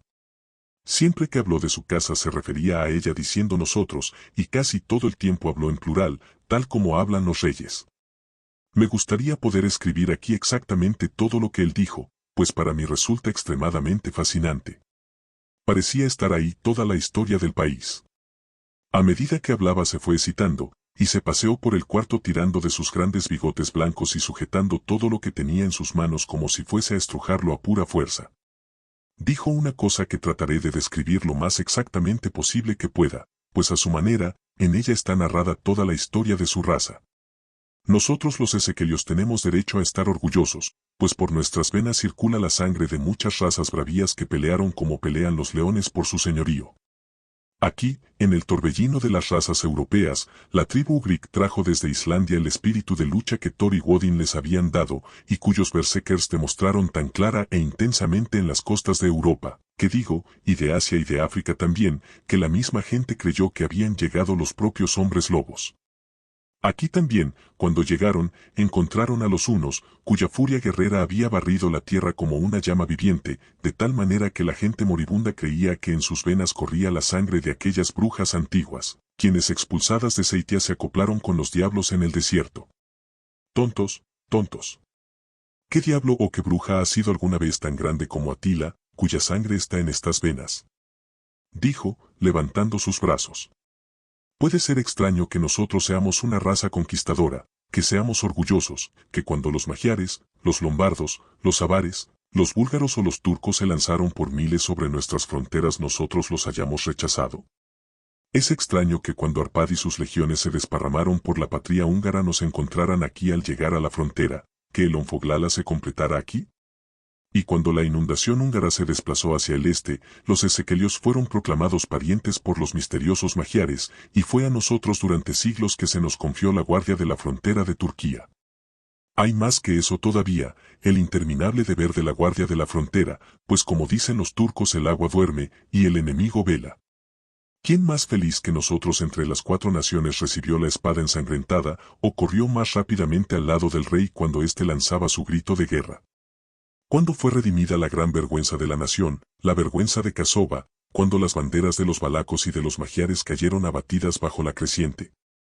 ¿Quién fue sino uno de mi propia raza que bajo el nombre de Voivode cruzó el Danubio y batió a los turcos en su propia tierra? Este era indudablemente un Drácula. ¿Quién fue aquel que a su propio hermano indigno, cuando hubo caído, vendió su gente a los turcos y trajo sobre ellos la vergüenza de la esclavitud? No fue, pues, este Drácula, quien inspiró a aquel otro de su raza que en edades posteriores llevó una y otra vez a sus fuerzas sobre el gran río y dentro de Turquía, que, cuando era derrotado regresaba una y otra vez, aunque tuviera que ir solo al sangriento campo donde sus tropas estaban siendo mortalmente destrozadas, porque sabía que solo él podía garantizar el triunfo. Dicen que él solo pensaba en él mismo. Bah. ¿De qué sirven los campesinos sin un jefe? ¿En qué termina una guerra que no tiene un cerebro y un corazón que la dirija? Más todavía, cuando, después de la batalla de Moax, nos sacudimos el yugo húngaro, nosotros los de sangre Drácula estábamos entre sus dirigentes, pues nuestro espíritu no podía soportar que no fuésemos libres. Ah, joven amigo, los ezequelios, y los Drácula como la sangre de su corazón, su cerebro y sus espadas, pueden enorgullecerse de una tradición que los retoños de los hongos como los Habsburgo y los Romanov nunca pueden alcanzar. Los días de guerra ya terminaron. La sangre es una cosa demasiado preciosa en estos días de paz deshonorable, y las glorias de las grandes razas son como un cuento que se narra. Para aquel tiempo ya se estaba acercando la mañana, y nos fuimos a acostar. Greg, este diario parece tan horrible como el comienzo de las noches árabes, pues todo tiene que suspenderse al cantar el gallo, o como el fantasma del padre de Hamlet. 12 de mayo. Permítaseme comenzar con hechos, con meros y escuetos hechos, verificados con libros y números, y de los cuales no puede haber duda alguna. No debo confundirlos con experiencias que tendrán que descansar en mi propia observación o en mi memoria de ellas. Anoche, cuando el conde llegó de su cuarto, comenzó por hacerme preguntas de asuntos legales y en la manera en que se tramitaban cierta clase de negocios. Había pasado el día fatigadamente sobre libros y, simplemente para mantener mi mente ocupada, comencé a reflexionar sobre algunas cosas que había estado examinando en la posada de Lincoln. Hay un cierto método en las pesquisas del conde, de tal manera que trataré de ponerlas en su orden de sucesión. El conocimiento puede de alguna forma y alguna vez serme útil. Primero me preguntó si un hombre en Inglaterra puede tener 2 procuradores o más. Le dije que si deseaba podía tener una docena, pero que no sería oportuno tener más de un procurador empleado en una transacción, debido a que solo podía actuar uno cada vez, y que estarlos cambiando sería seguro actuar en contra de su interés. Pareció que entendió bien lo que le quería decir y continuó preguntándome si habría una dificultad práctica al tener un hombre atendiendo, digamos, las finanzas y a otro preocupándose por los embarques, en caso de que se necesitara ayuda local en un lugar lejano de la casa del procurador financiero. Yo le pedí que me explicara más completamente, de tal manera que no hubiera oportunidad de que yo pudiera darle un juicio erróneo. Entonces dijo: pondré un ejemplo. Su amigo y mío, el señor Peter Hawkins, desde la sombra de su bella catedral en Exeter, que queda bastante retirada de Londres, compra para mí a través de sus buenos oficios una propiedad en Londres. Muy bien. Ahora déjeme decirle francamente, a menos que usted piense que es muy extraño que yo haya solicitado los servicios de alguien tan lejos de Londres, en lugar de otra persona residente ahí, que mi único motivo fue que ningún interés local fuese servido excepto mis propios deseos. Y como alguien residiendo en Londres pudiera tener, tal vez, algún propósito para sí o para amigos a quienes sirve, busqué a mi agente en la campiña, cuyos trabajos solo serían para mi interés. Ahora, supongamos, yo, que tengo muchos asuntos pendientes, deseo embarcar algunas cosas, digamos, a Newcastle, o Durham, o Harwich, o Dover, ¿no podría ser que fuese más fácil hacerlo consignándolas a uno de estos puertos? Yo le respondí que era seguro que sería más fácil, pero que nosotros los procuradores teníamos un sistema de agencias de unos a otros, de tal manera que el trabajo local podía hacerse localmente bajo instrucción de cualquier procurador, por lo que el cliente, poniéndose simplemente en las manos de un hombre, podía ver que sus deseos se cumplieran sin tomarse más molestias. Pero, dijo él, yo tendría la libertad de dirigirme a mí mismo. ¿No es así? Por supuesto, le repliqué, y así hacen muchas veces hombres de negocios, quienes no desean que la totalidad de sus asuntos sean conocidos por una sola persona. Magnífico, exclamó. Y entonces pasó a preguntarme acerca de los medios para enviar cosas en consignación y las formas por las cuales se tenían que pasar, y toda clase de dificultades que pudiesen sobrevenir, pero que pudiesen ser previstas pensándolas de antemano. Le expliqué todas sus preguntas con la mejor de mis habilidades, y ciertamente me dejó bajo la impresión de que hubiese sido un magnífico procurador, pues no había nada que no pensase o previese. Para un hombre que nunca había estado en el país, y que evidentemente no se ocupaba mucho en asuntos de negocios, sus conocimientos y perspicacia eran maravillosos. Cuando quedó satisfecho con esos puntos de los cuales había hablado, y yo había verificado todo también con los libros que tenía a mano, se puso repentinamente de pie y dijo: ¿Ha escrito desde su primera carta a nuestro amigo el señor Peter Hawkins, o a cualquier otro? Fue con cierta amargura en mi corazón que le respondí que no, ya que hasta entonces no había visto ninguna oportunidad de enviarle cartas a nadie. Entonces escriba ahora, mi joven amigo, me dijo, poniendo su pesada mano sobre mi hombro, escriba a nuestro amigo y a cualquier otro, y diga, si le place, que usted se quedará conmigo durante un mes más a partir de hoy. ¿Desea usted que yo me quede tanto tiempo? Le pregunté, pues mi corazón se heló con la idea. Lo deseo mucho, no, más bien, no acepto negativas. Cuando su señor, su patrón, como usted quiera, encargó que alguien viniese en su nombre, se entendió que solo debían consultarse mis necesidades. Yo no he escatimado, ¿no es así? ¿Qué podía hacer yo sino inclinarme y aceptar? Era el interés del señor Hawkins y no el mío, y yo tenía que pensar en él, no en mí. Y además, mientras el conde Drácula estaba hablando, había en sus ojos y en sus ademanes algo que me hacía recordar que era su prisionero, y que aunque deseara realmente no tenía dónde escoger. El conde vio su victoria en mi reverencia y su dominio en la angustia de mi rostro, pues de inmediato comenzó a usar ambos, pero en su propia manera suave e irresistible. Le suplico, mi buen joven amigo, que no hable de otras cosas sino de negocios en sus cartas. Indudablemente que le gustará a sus amigos saber que usted se encuentra bien, y que usted está ansioso de regresar a casa con ellos, ¿no es así? Mientras hablaba me entregó 3 hojas de papel y 3 sobres. Eran finos, destinados al correo extranjero, y al verlo a él, notando su tranquila sonrisa con los agudos dientes caninos sobresaliéndole sobre los rojos labios inferiores, comprendí también como si se me hubiese dicho con palabras que debía tener bastante prudencia con lo que escribía, pues él iba a leer su contenido. Por lo tanto, tomé la determinación de escribir por ahora solo unas notas normales, pero escribirle detalladamente al señor Hawkins en secreto. Y también a Mina, pues a ella le podía escribir en taquigrafía, lo cual seguramente dejaría perplejo al conde si leía la carta. Una vez que hube escrito mis 2 cartas, me senté calmadamente, leyendo un libro mientras el conde escribía varias notas, acudiendo mientras las escribía a algunos libros sobre su mesa. Luego tomó mis 2 cartas y las colocó con las de él, y guardó los utensilios con que había escrito. En el instante en que la puerta se cerró tras él, yo me incliné y miré los sobres que estaban boca abajo sobre la mesa. No sentí ningún escrúpulo en hacer esto, pues bajo las circunstancias sentía que debía protegerme de cualquier manera posible. Una de las cartas estaba dirigida a Samuel F. Billington, número 7, La Creciente, Bigby, otra a Erleutner, Varna, la tercera era para Coutts & Co., Londres, y la cuarta para Eren Klopstock & Belrod, banqueros, Budapest. La segunda y la cuarta no estaban cerradas. Estaba a punto de verlas cuando noté que la perilla de la puerta se movía. Me dejé caer sobre mi asiento, teniendo apenas el tiempo necesario para colocar las cartas como habían estado y para reiniciar la lectura de mi libro, antes de que el conde entrara llevando todavía otra carta en la mano.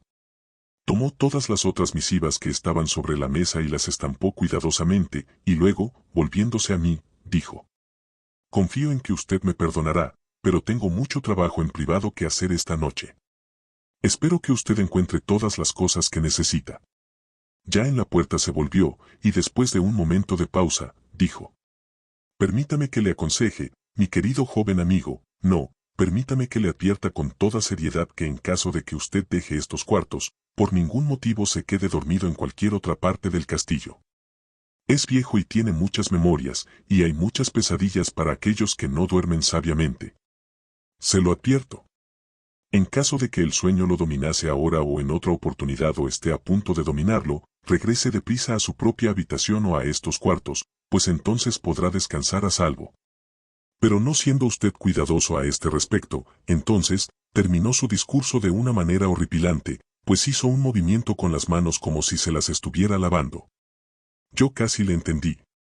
Mi única duda era de si cualquier sueño pudiera ser más terrible que la red sobrenatural, horrible, de tenebrosidad y misterio que parecía estarse cerrando a mi alrededor. Más tarde. Endoso las últimas palabras escritas, pero esta vez no hay ninguna duda en el asunto.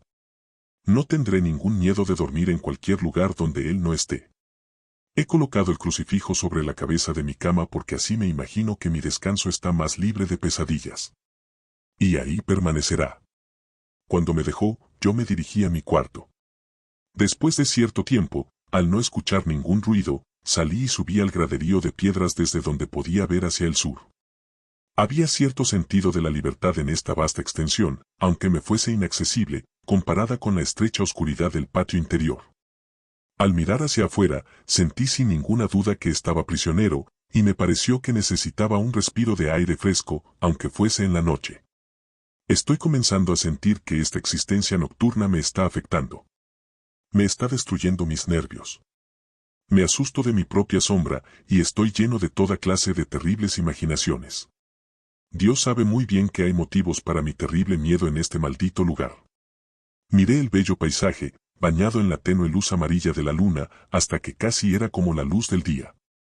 En la suave penumbra las colinas distantes se derretían y las sombras se perdían en los valles y hondonadas de un negro aterciopelado.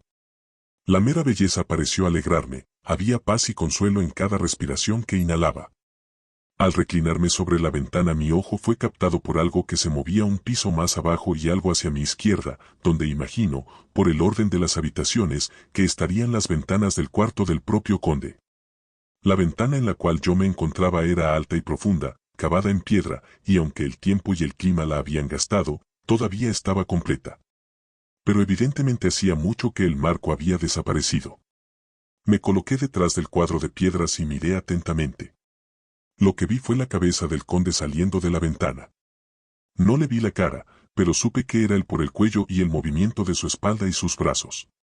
De cualquier modo, no podía confundir aquellas manos, las cuales había estudiado en tantas oportunidades. En un principio me mostré interesado y hasta cierto punto entretenido, pues es maravilloso cómo una pequeña cosa puede interesar y entretener a un hombre que se encuentra prisionero. Pero mis propias sensaciones se tornaron en repulsión y terror cuando vi que todo el hombre emergía lentamente de la ventana y comenzaba a arrastrarse por la pared del castillo, sobre el profundo abismo, con la cabeza hacia abajo y con su manto extendido sobre él a manera de grandes alas. Al principio no daba crédito a mis ojos. Pensé que se trataba de un truco de la luz de la luna, algún malévolo efecto de sombras. Pero continué mirando y no podía ser ningún engaño. Vi cómo los dedos de las manos y de los pies se sujetaban de las esquinas de las piedras, desgastadas claramente de la argamasa por el paso de los años, y así usando cada proyección y desigualdad, se movían hacia abajo a una considerable velocidad, de la misma manera en que una lagartija camina por las paredes.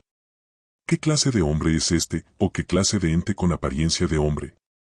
Siento que el terror de este horrible lugar me está dominando, tengo miedo, mucho miedo, de que no haya escape posible para mí.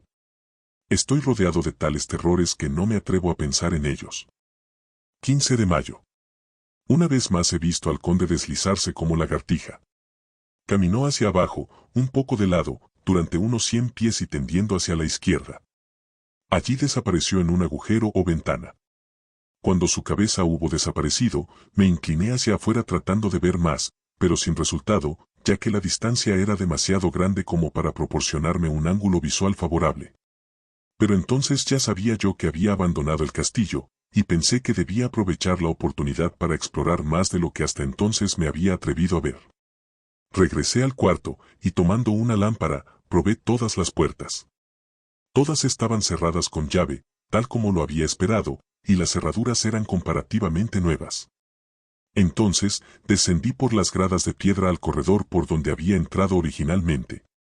Encontré que podía retirar suficientemente fácil los cerrojos y destrabar las grandes cadenas, pero la puerta estaba bien cerrada y no había ninguna llave.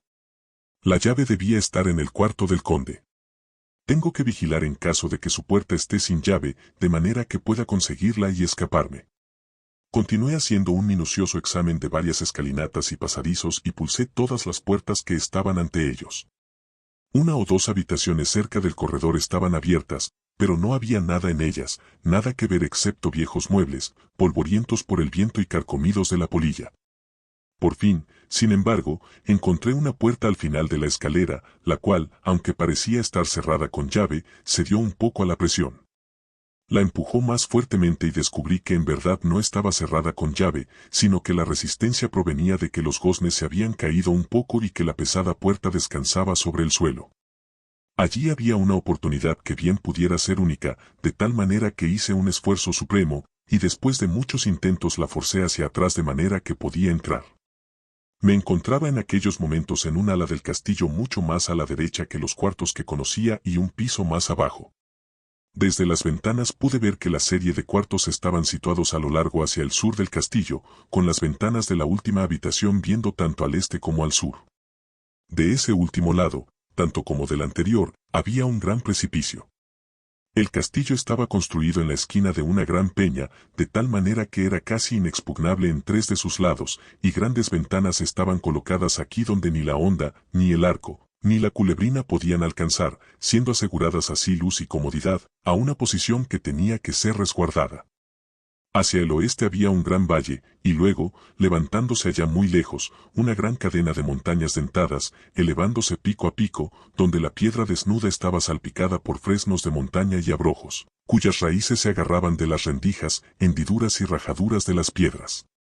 Esta era evidentemente la porción del castillo ocupada en días pasados por las damas, pues los muebles tenían un aire más cómodo del que hasta entonces había visto. Las ventanas no tenían cortinas, y la amarilla luz de la luna reflejándose en las hondonadas diamantinas, permitía incluso distinguir los colores, mientras suavizaba la cantidad de polvo que yacía sobre todo, y en alguna medida disfrazaba los efectos del tiempo y la polilla. Mi lámpara tenía poco efecto en la brillante luz de la luna, pero yo estaba alegre de tenerla conmigo, pues en el lugar había una tenebrosa soledad que hacía temblar mi corazón y mis nervios. A pesar de todo era mejor que vivir solo en los cuartos que había llegado a odiar debido a la presencia del conde, y después de tratar un poco de dominar mis nervios, me sentí sobrecogido por una suave tranquilidad.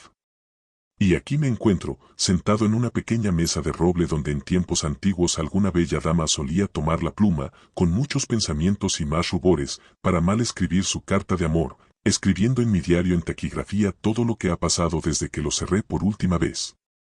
Es el siglo XIX, muy moderno, con toda su alma. Y sin embargo, a menos que mis sentidos me engañen, los siglos pasados tuvieron y tienen poderes peculiares de ellos, que la mera modernidad no puede matar. Más tarde, mañana del 16 de mayo. Dios me preserve cuerdo, pues a esto estoy reducido. Seguridad y confianza en la seguridad son cosas del pasado. Mientras yo viva aquí solo hay una cosa que desear, y es que no me vuelva loco, si de hecho no estoy loco ya. Si estoy cuerdo, entonces es desde luego enloquecedor pensar que de todas las cosas podridas que se arrastran en este odioso lugar, el conde es la menos tenebrosa para mí, que solo en él puedo yo buscar la seguridad, aunque ésta solo sea mientras pueda servir a sus propósitos. Gran Dios, Dios piadoso. Dadme la calma, pues en esa dirección indudablemente me espera la locura. Empiezo a ver nuevas luces sobre ciertas cosas que antes me tenían perplejo. Hasta ahora no sabía verdaderamente lo que quería dar a entender Shakespeare cuando hizo que Hamlet dijera: mis libretas, pronto, mis libretas. Es imprescindible que lo escriba, etc. Pues ahora, sintiendo como si mi cerebro estuviese desquiciado o como si hubiese llegado el golpe que terminará en su trastorno, me vuelvo a mi diario buscando reposo.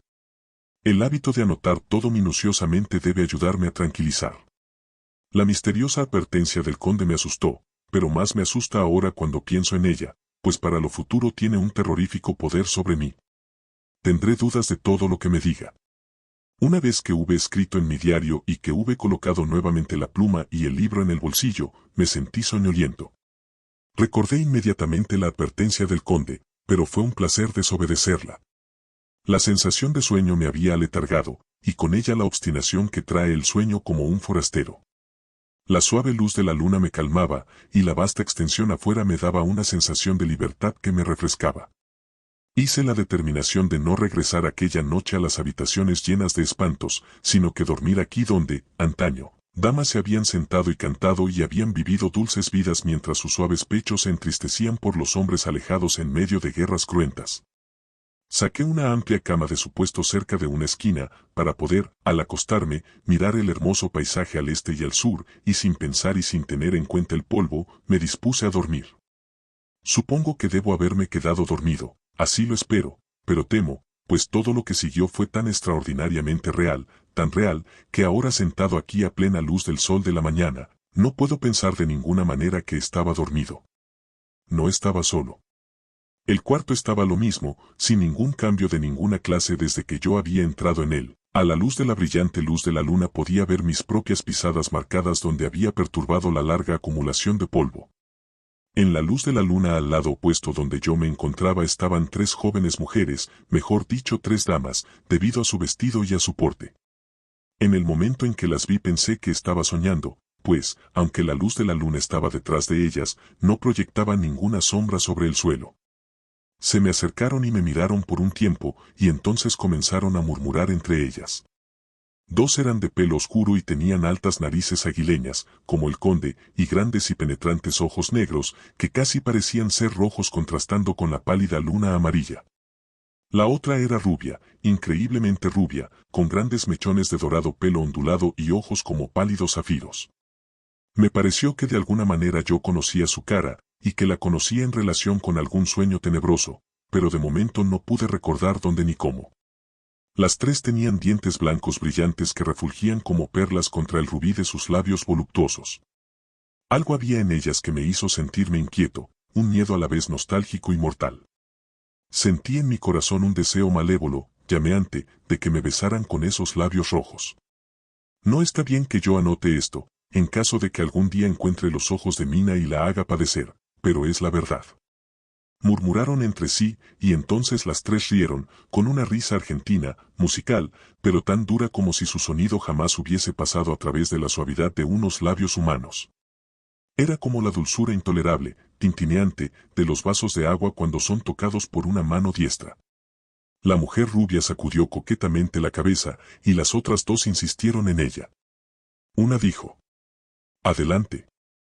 Tú vas primero y nosotras te seguimos. Tuyo es el derecho de comenzar». La otra agregó: «Es joven y fuerte. Hay besos para todas». Yo permanecí quieto, mirando bajo mis pestañas la agonía de una deliciosa expectación. La muchacha rubia avanzó y se inclinó sobre mí hasta que pude sentir el movimiento de su aliento sobre mi rostro. En un sentido era dulce, dulce como la miel, y enviaba, como su voz, el mismo tintineo a través de los nervios, pero con una amargura debajo de lo dulce, una amargura ofensiva como la que se huele en la sangre. Tuve miedo de levantar mis párpados, pero miré y vi perfectamente debajo de las pestañas.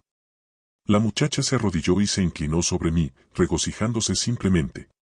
Había una voluptuosidad deliberada que era a la vez maravillosa y repulsiva, y en el momento en que dobló su cuello se relamió los labios como un animal, de manera que pude ver la humedad brillando en sus labios escarlata a la luz de la luna y la lengua roja cuando golpeaba sus blancos y agudos dientes.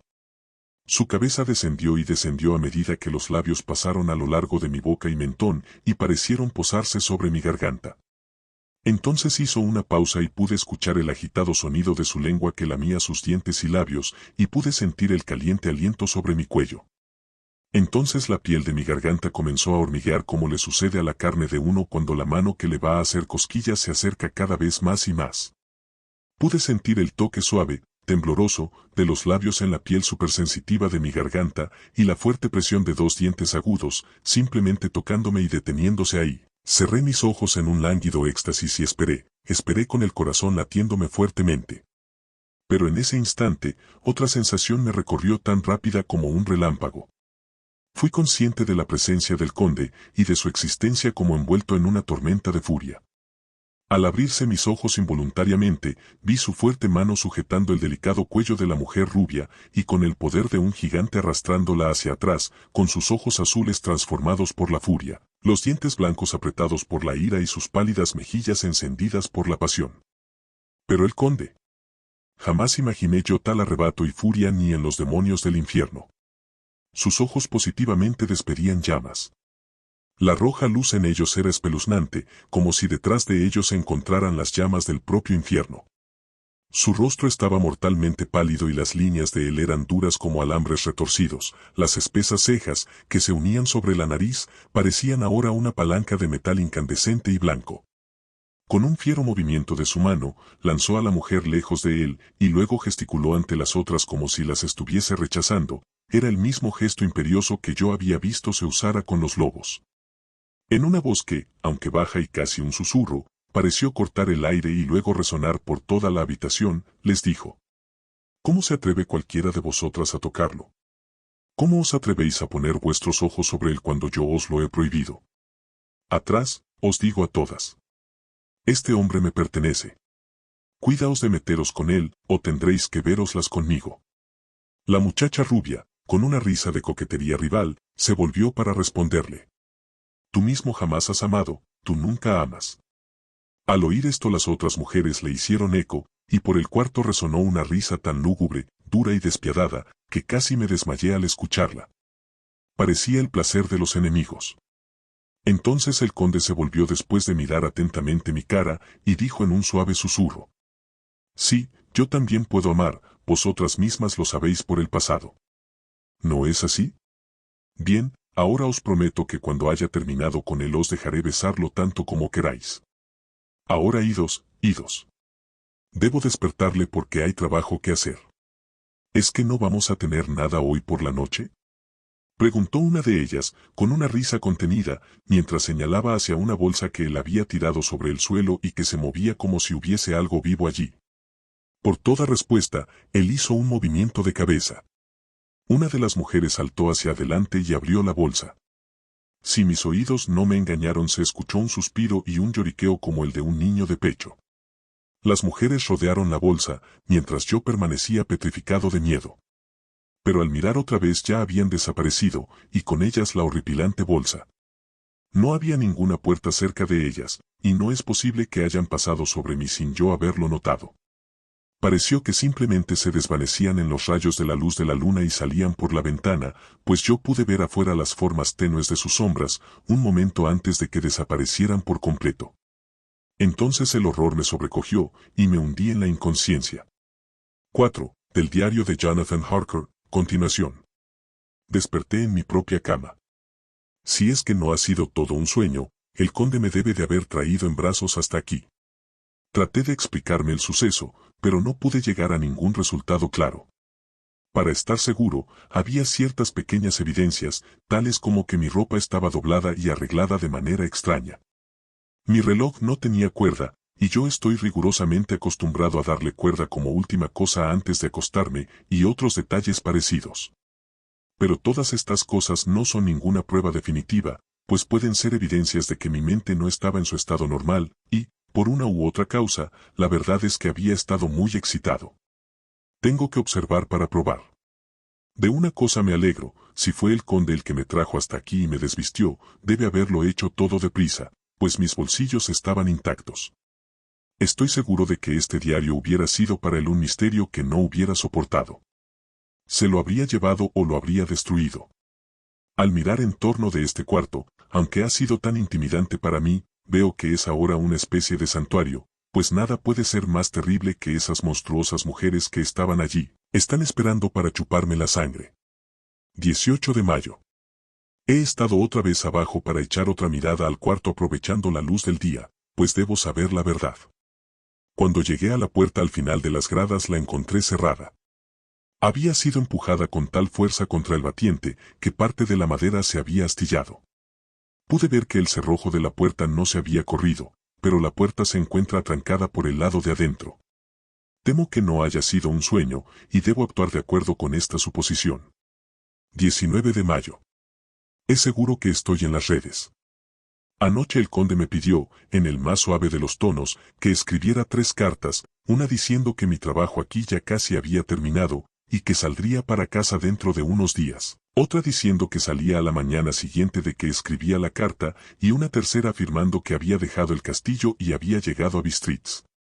De buena gana hubiese protestado, pero sentí que en el actual estado de las cosas sería una locura tener un altercado con el conde, debido a que me encuentro absolutamente en su poder, y negarme hubiera sido despertar sus sospechas y excitar su cólera. Él sabe que yo sé demasiado, y que no debo vivir, pues sería peligroso para él. Mi única probabilidad radica en prolongar mis oportunidades. Puede ocurrir algo que me dé una posibilidad de escapar. Vi en sus ojos algo de aquella ira que se manifestó cuando arrojó a la mujer rubia lejos de sí.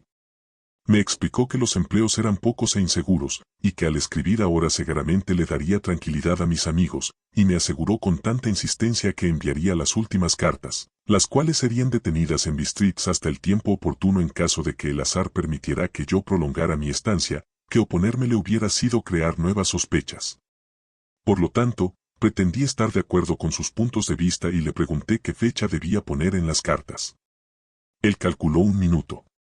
Luego, dijo: la primera debe ser del 12 de junio, la segunda del 19 de junio y la tercera del 29 de junio.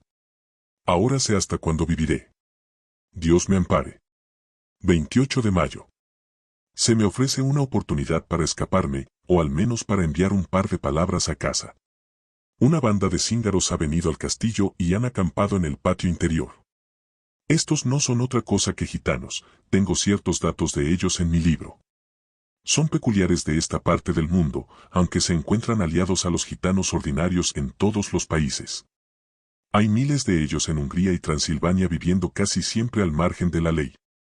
Se adscriben por regla a algún noble o boyar y se llaman a sí mismos con el nombre de él. Son indomables y sin religión, salvo la superstición, y solo hablan sus propios dialectos. Escribiré algunas cartas a mi casa y trataré de convencerlos de que las pongan en el correo. Ya les he hablado a través de la ventana para comenzar a conocerlos. Se quitaron los sombreros e hicieron muchas reverencias y señas, las cuales, sin embargo, no pude entender más de lo que entiendo la lengua que hablan. He escrito las cartas. La de Mina en taquigrafía, y simplemente le pido al señor Hawkins que se comunique con ella. A ella le he explicado mi situación, pero sin los horrores que solo puedo suponer. Si le mostrara mi corazón, le daría un susto que hasta podría matarla.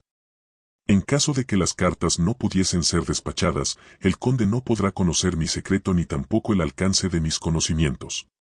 He entregado las cartas, las lancé a través de los barrotes de mi ventana, con una moneda de oro, e hice las señas que pude queriendo indicar que debían ponerlas en el correo.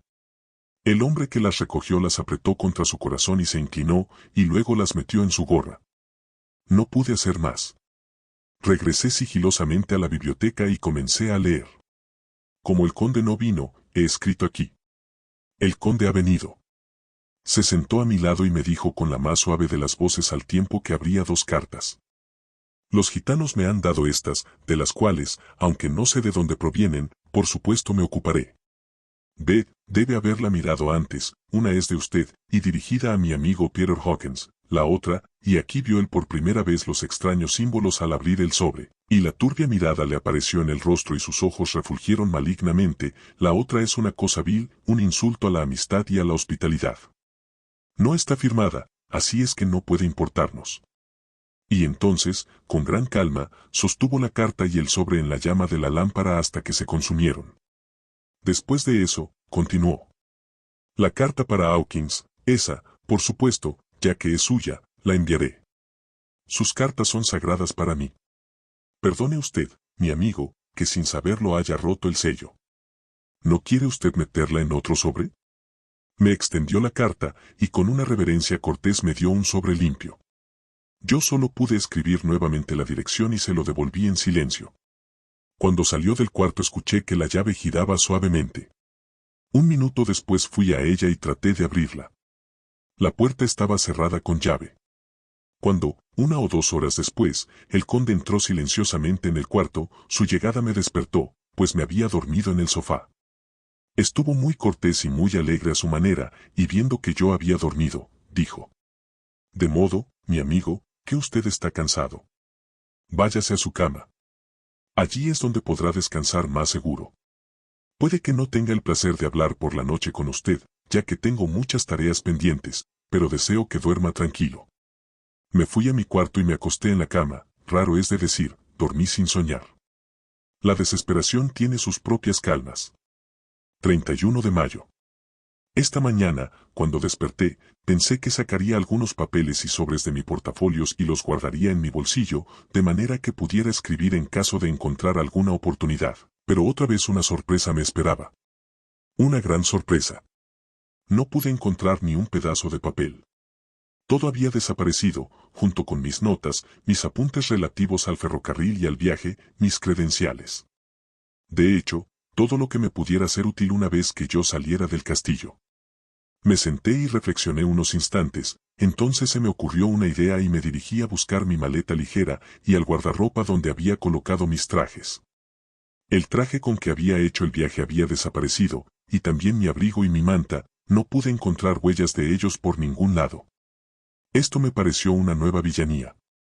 17 de junio. Esta mañana, mientras estaba sentado a la orilla de mi cama devanándome los sesos, escuché afuera el restallido de unos látigos y el golpeteo de los cascos de unos caballos a lo largo del sendero de piedra, más allá del patio.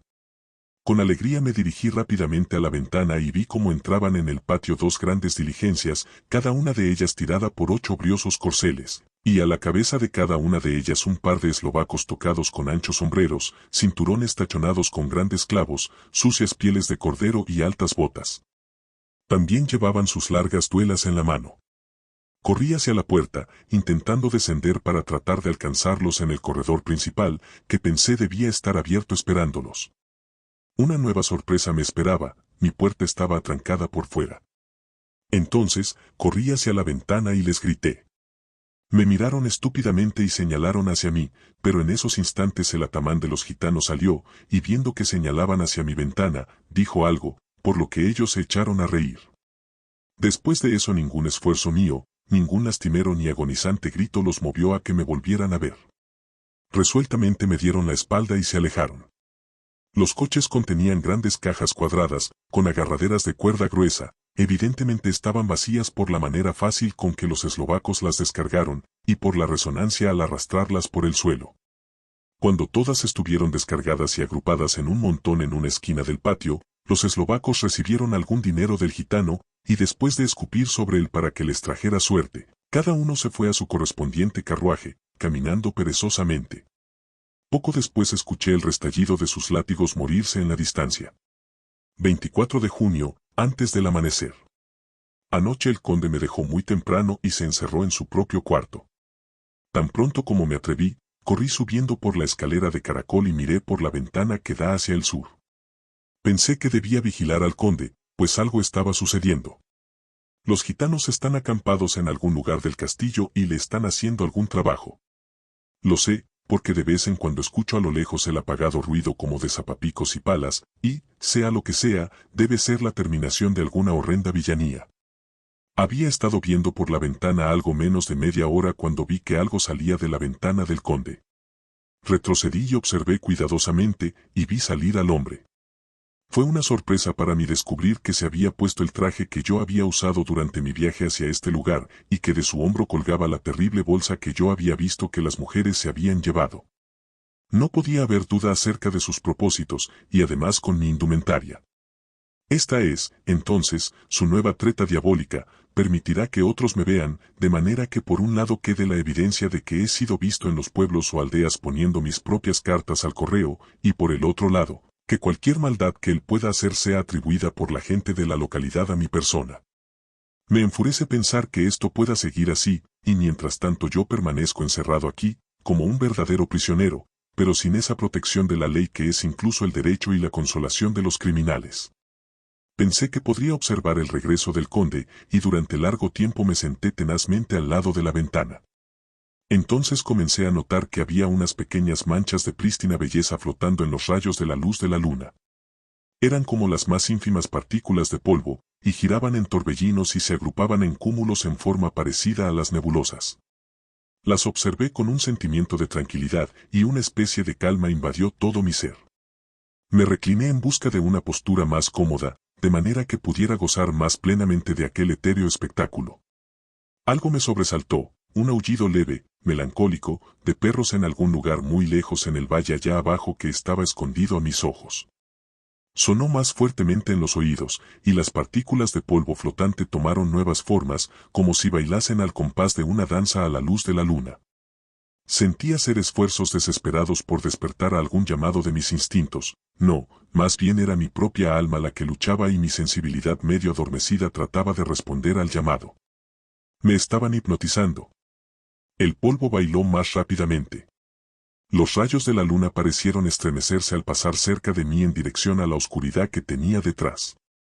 Se unieron, hasta que parecieron tomar las tenues formas de unos fantasmas.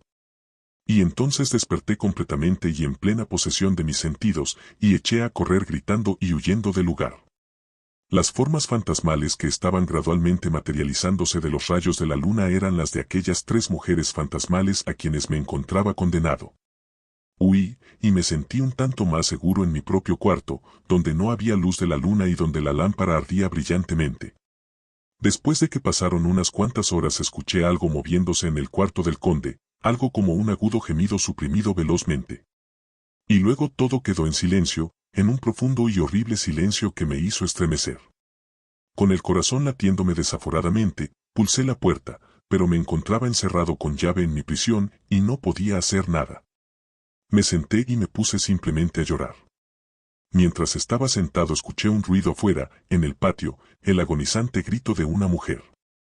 Corrí a la ventana y subiéndola de golpe, espié entre los barrotes.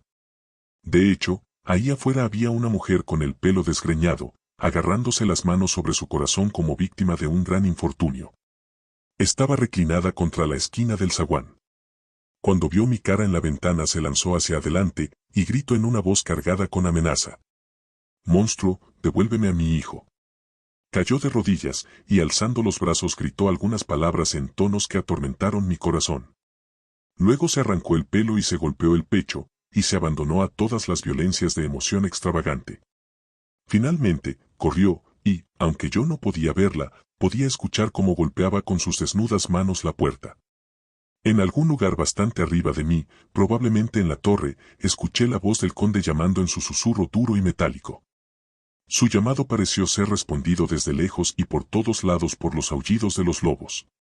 Antes de que hubiesen pasado muchos minutos, una manada de ellos entró, como una presa desbordada, a través de la amplia entrada del patio. No se escucharon gritos de la mujer, y los aullidos de los lobos duraron poco tiempo.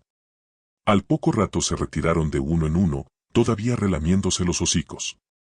No sentí lástima por la mujer, pues sabía lo que le había sucedido a su hijo, y era mejor que estuviese muerta. ¿Qué haré? ¿Qué puedo hacer? ¿Cómo puedo escapar de esta horripilante noche de terror y miedo? 25 de junio, por la mañana. Nadie sabe hasta que ha sufrido los horrores de la noche, qué dulce y agradable puede ser para su corazón y sus ojos la llegada de la mañana. Cuando el sol se elevó esta mañana tan alto que alumbró la parte superior del portón opuesto a mi ventana, el oscuro lugar que iluminaba me pareció a mí como si la paloma del arca hubiese estado allí. Mi temor se evaporó cual una indumentaria vaporosa que se disolviera con el calor. Debo ponerme en acción de alguna manera mientras me dura el valor del día. Anoche una de mis cartas ya fechada fue puesta en el correo, la primera de esa serie fatal que ha de borrar toda traza de mi existencia en la tierra. No debo pensar en ello. Debo actuar. Siempre ha sido durante la noche cuando he sido molestado o amenazado, donde me he encontrado en alguna u otra forma en peligro o con miedo. Todavía no he visto al conde a la luz del día. ¿Será posible que él duerma cuando los otros están despiertos, y que esté despierto cuando todos duermen? Si solo pudiera llegar a su cuarto.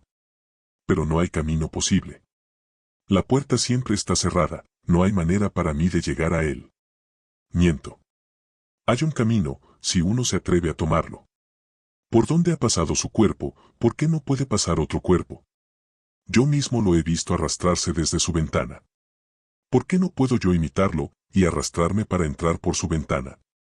Las probabilidades son muy escasas, pero la necesidad me obliga a correr todos los riesgos. Correré el riesgo. Lo peor que me puede suceder es la muerte, pero la muerte de un hombre no es la muerte de un ternero, y el tenebroso más allá todavía puede ofrecerme oportunidades. Que Dios me ayude en mi empresa. Adiós, Mina, si fracaso, adiós, mi fiel amigo y segundo padre, adiós, todo, y como última cosa, adiós Mina. Mismo día, más tarde. He hecho el esfuerzo, y con ayuda de Dios he regresado a salvo a este cuarto. Debo escribir en orden cada detalle. Fui, mientras todavía mi valor estaba fresco, directamente a la ventana del lado sur, y salí fuera de este lado. Las piedras son grandes y están cortadas toscamente, y por el proceso del tiempo el mortero se ha desgastado. Me quité las botas y me aventuré como un desesperado. Miré una vez hacia abajo, como para asegurarme de que una repentina mirada de la horripilante profundidad no me sobrecogería, pero después de ello mantuve los ojos viendo hacia adelante. Conozco bastante bien la ventana del conde, y me dirigí hacia ella lo mejor que pude, atendiendo a las oportunidades que se me presentaban. No me sentí mareado, supongo que estaba demasiado nervioso, y el tiempo que tardé en llegar hasta el antepecho de la ventana me pareció ridículamente corto. En un santiamén me encontré tratando de levantar la guillotina. Sin embargo, cuando me deslicé con los pies primero a través de la ventana, era presa de una terrible agitación. Luego busqué por todos lados al conde, pero, con sorpresa y alegría, hice un descubrimiento: el cuarto estaba vacío. Apenas estaba amueblado con cosas raras que parecían no haber sido usadas nunca. Los muebles eran de un estilo algo parecido a los que había en los cuartos situados al sur y estaban cubiertos de polvo.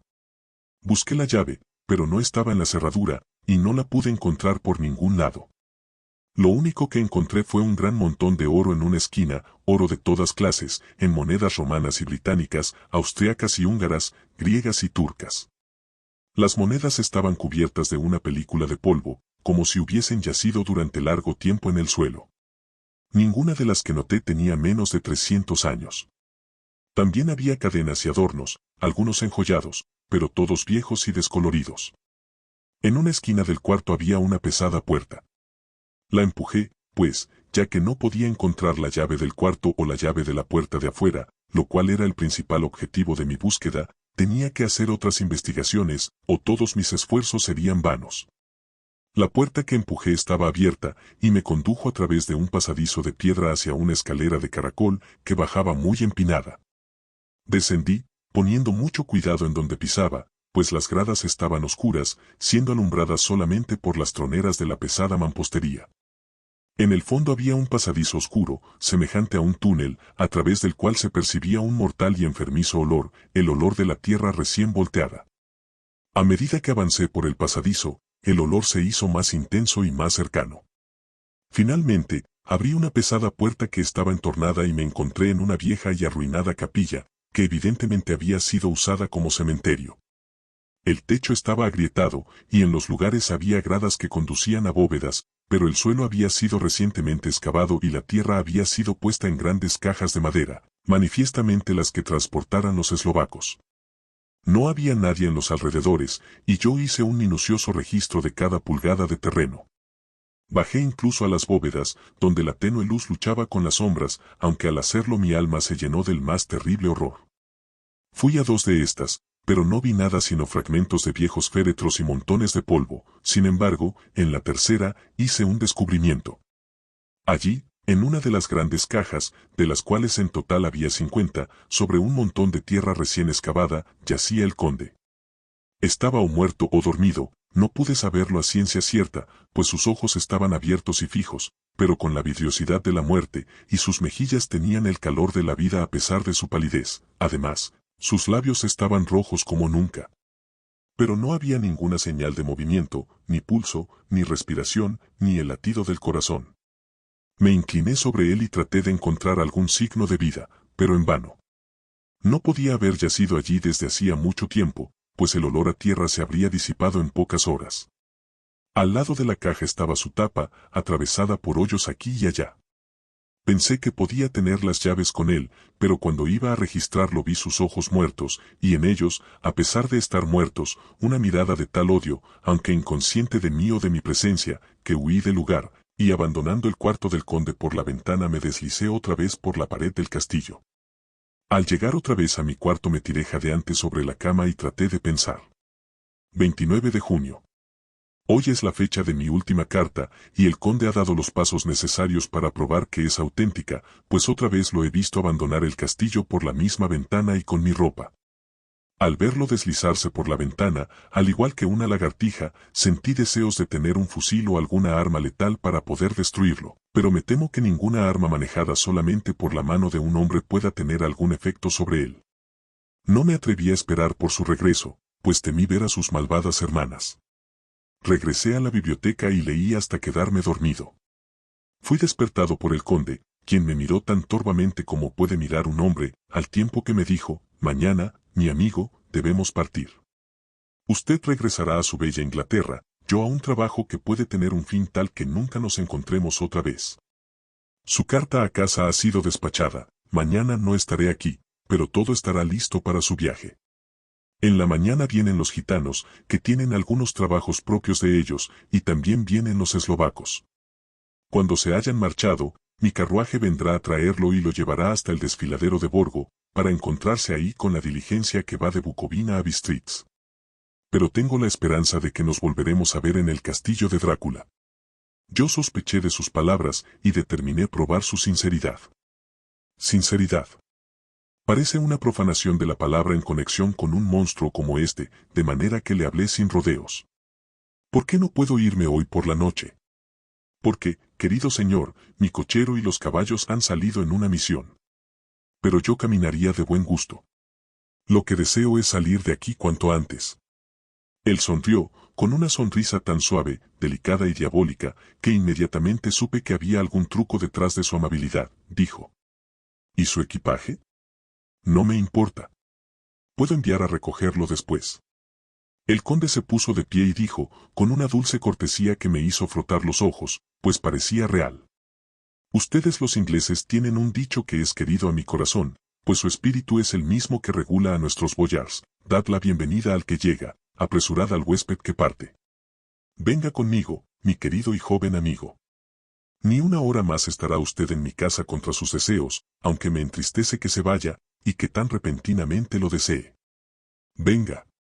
Con majestuosa seriedad, él, con la lámpara, me precedió por las escaleras y a lo largo del corredor. Repentinamente se detuvo.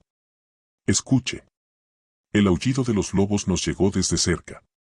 Fue casi como si los aullidos brotaran al alzar el su mano, semejante a como surge la música de una gran orquesta al levantarse la batuta del conductor. Después de un momento de pausa, él continuó, en su manera majestuosa, hacia la puerta.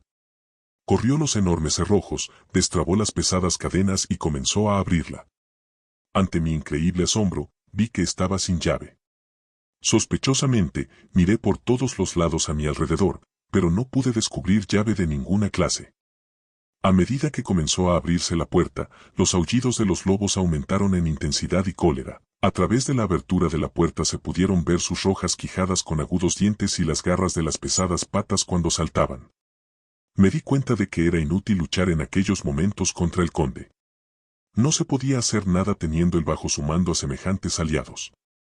Sin embargo, la puerta continuó abriéndose lentamente, y ahora solo era el cuerpo del conde el que cerraba el paso. Repentinamente me llegó la idea de que a lo mejor aquel era el momento y los medios de mi condena iba a ser entregado a los lobos y a mi propia instigación. Había una maldad diabólica en la idea, suficientemente grande para el conde, y como última oportunidad, grité. Cierre la puerta. Esperaré hasta mañana. Me cubrí el rostro con mis manos para ocultar las lágrimas de amarga decepción. Con un movimiento de su poderoso brazo, el conde cerró la puerta de golpe, y los grandes cerrojos sonaron y produjeron ecos a través del corredor, al tiempo que caían de regreso en sus puestos. Regresamos a la biblioteca en silencio, y después de 1 o 2 minutos yo me fui a mi cuarto. Lo último que vi del conde Drácula fue su terrible mirada, con una luz roja de triunfo en los ojos y con una sonrisa de la que Judas, en el infierno, podría sentirse orgulloso. Cuando estuve en mi cuarto y me encontraba a punto de acostarme, creí escuchar unos murmullos al otro lado de mi puerta. Me acerqué a ella en silencio y escuché. A menos que mis oídos me engañaran, oí la voz del conde. Atrás, atrás, a vuestro lugar. Todavía no ha llegado vuestra hora. Esperad. Tened paciencia. Esta noche es la mía. Mañana por la noche es la vuestra. Hubo un ligero y dulce murmullo de risas, y en un exceso de furia abrí la puerta de golpe y vi allí afuera a aquellas 3 terribles mujeres lamiéndose los labios. Al aparecer yo, todas se unieron en una horrible carcajada y salieron corriendo. Regresé a mi cuarto y caí de rodillas. ¿Está entonces tan cerca el final? Mañana. Mañana. Señor, ayudadme, y a aquellos que me aman. 30 de junio, por la mañana. Estas pueden ser las últimas palabras que jamás escriba en este diario.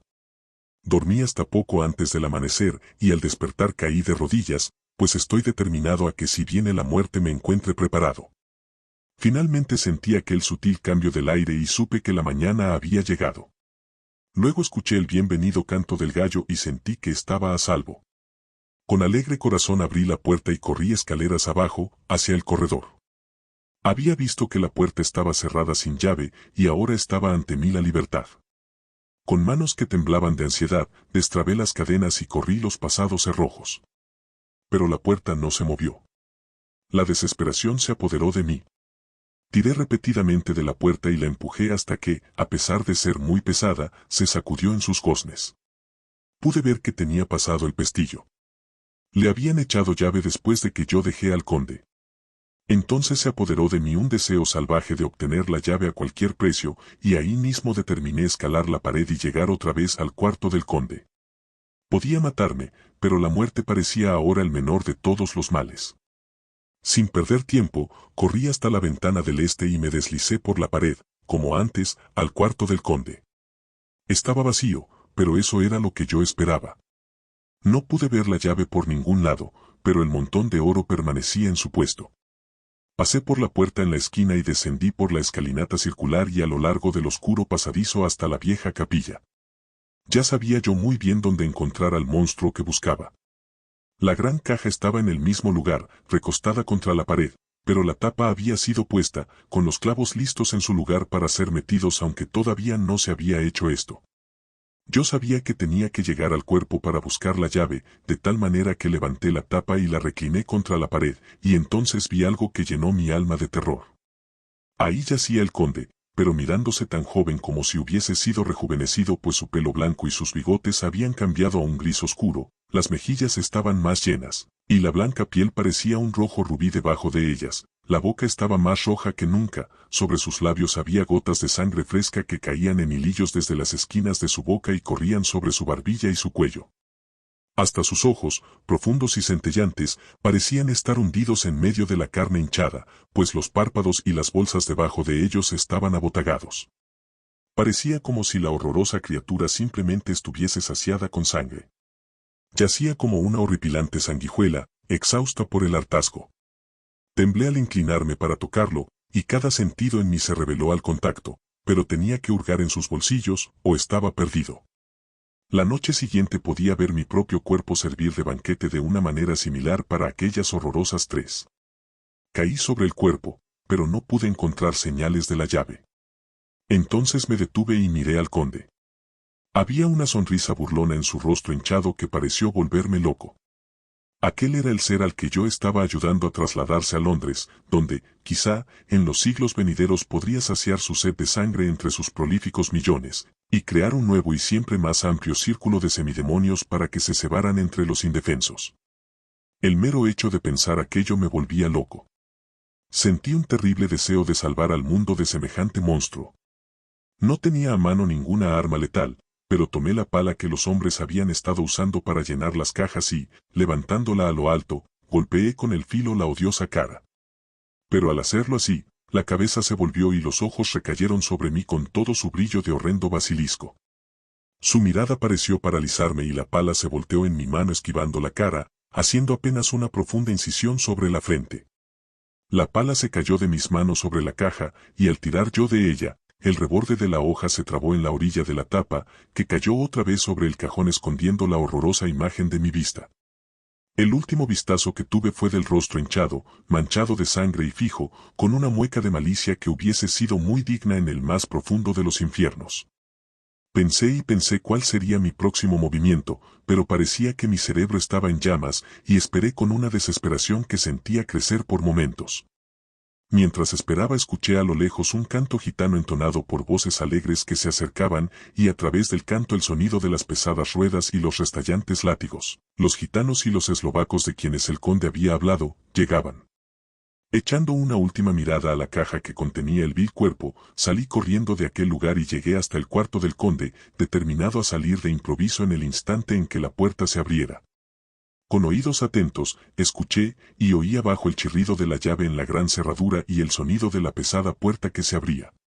Debe haber habido otros medios de entrada, o alguien tenía una llave para una de las puertas cerradas.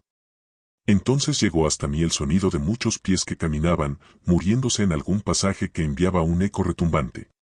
Quise dirigirme nuevamente corriendo hacia la bóveda, donde tal vez podría encontrar la nueva entrada, pero en ese momento un violento golpe de viento pareció penetrar en el cuarto, y la puerta que conducía a la escalera de caracol se cerró de un golpe tan fuerte que levantó el polvo de los dinteles. Cuando corrí a abrir la puerta, encontré que estaba herméticamente cerrada. De nuevo era prisionero, y la red de mi destino parecía irse cerrando cada vez más. Mientras escribo esto, en el pasadizo debajo de mí se escucha el sonido de muchos pies pisando y el ruido de pesos bruscamente depositados, indudablemente las cajas con su cargamento de tierra. También se oye el sonido de un martillo, es la caja del conde, que están cerrando. Ahora puedo escuchar nuevamente los pesados pies avanzando a lo largo del corredor, con muchos otros pies inútiles siguiéndolos detrás. Se cierra la puerta, las cadenas chocan entre sí al ser colocadas, se oye el chirrido de la llave en la cerradura, puedo incluso oír cuando la llave se retira, entonces se abre otra puerta y se cierra, oigo los crujidos de la cerradura y de los cerrojos. Oíd. En el patio y a lo largo del rocoso sendero van las pesadas ruedas, el chasquido de los látigos y los coros de los gitanos a medida que desaparecen en la distancia. Estoy solo en el castillo con esas horribles mujeres. Puff. Mina es una mujer, y no tiene nada en común con ellas. Estas son diablesas del Averno. No permaneceré aquí solo con ellas, trataré de escalar la pared del castillo más lejos de lo que lo he intentado hasta ahora. Me llevaré algún oro conmigo, pues podría necesitarlo más tarde. Tal vez encuentre alguna manera de salir de este horrendo lugar. Y entonces, rápido a casa. Rápido al más veloz y más cercano de los trenes. Lejos de este maldito lugar, de esta maldita tierra donde el demonio y sus hijos todavía caminan con pies terrenales. Por lo menos la bondad de Dios es mejor que la de estos monstruos, y el precipicio es empinado y alto. A sus pies, un hombre puede dormir como un hombre. Adiós, todo. Adiós, Mina.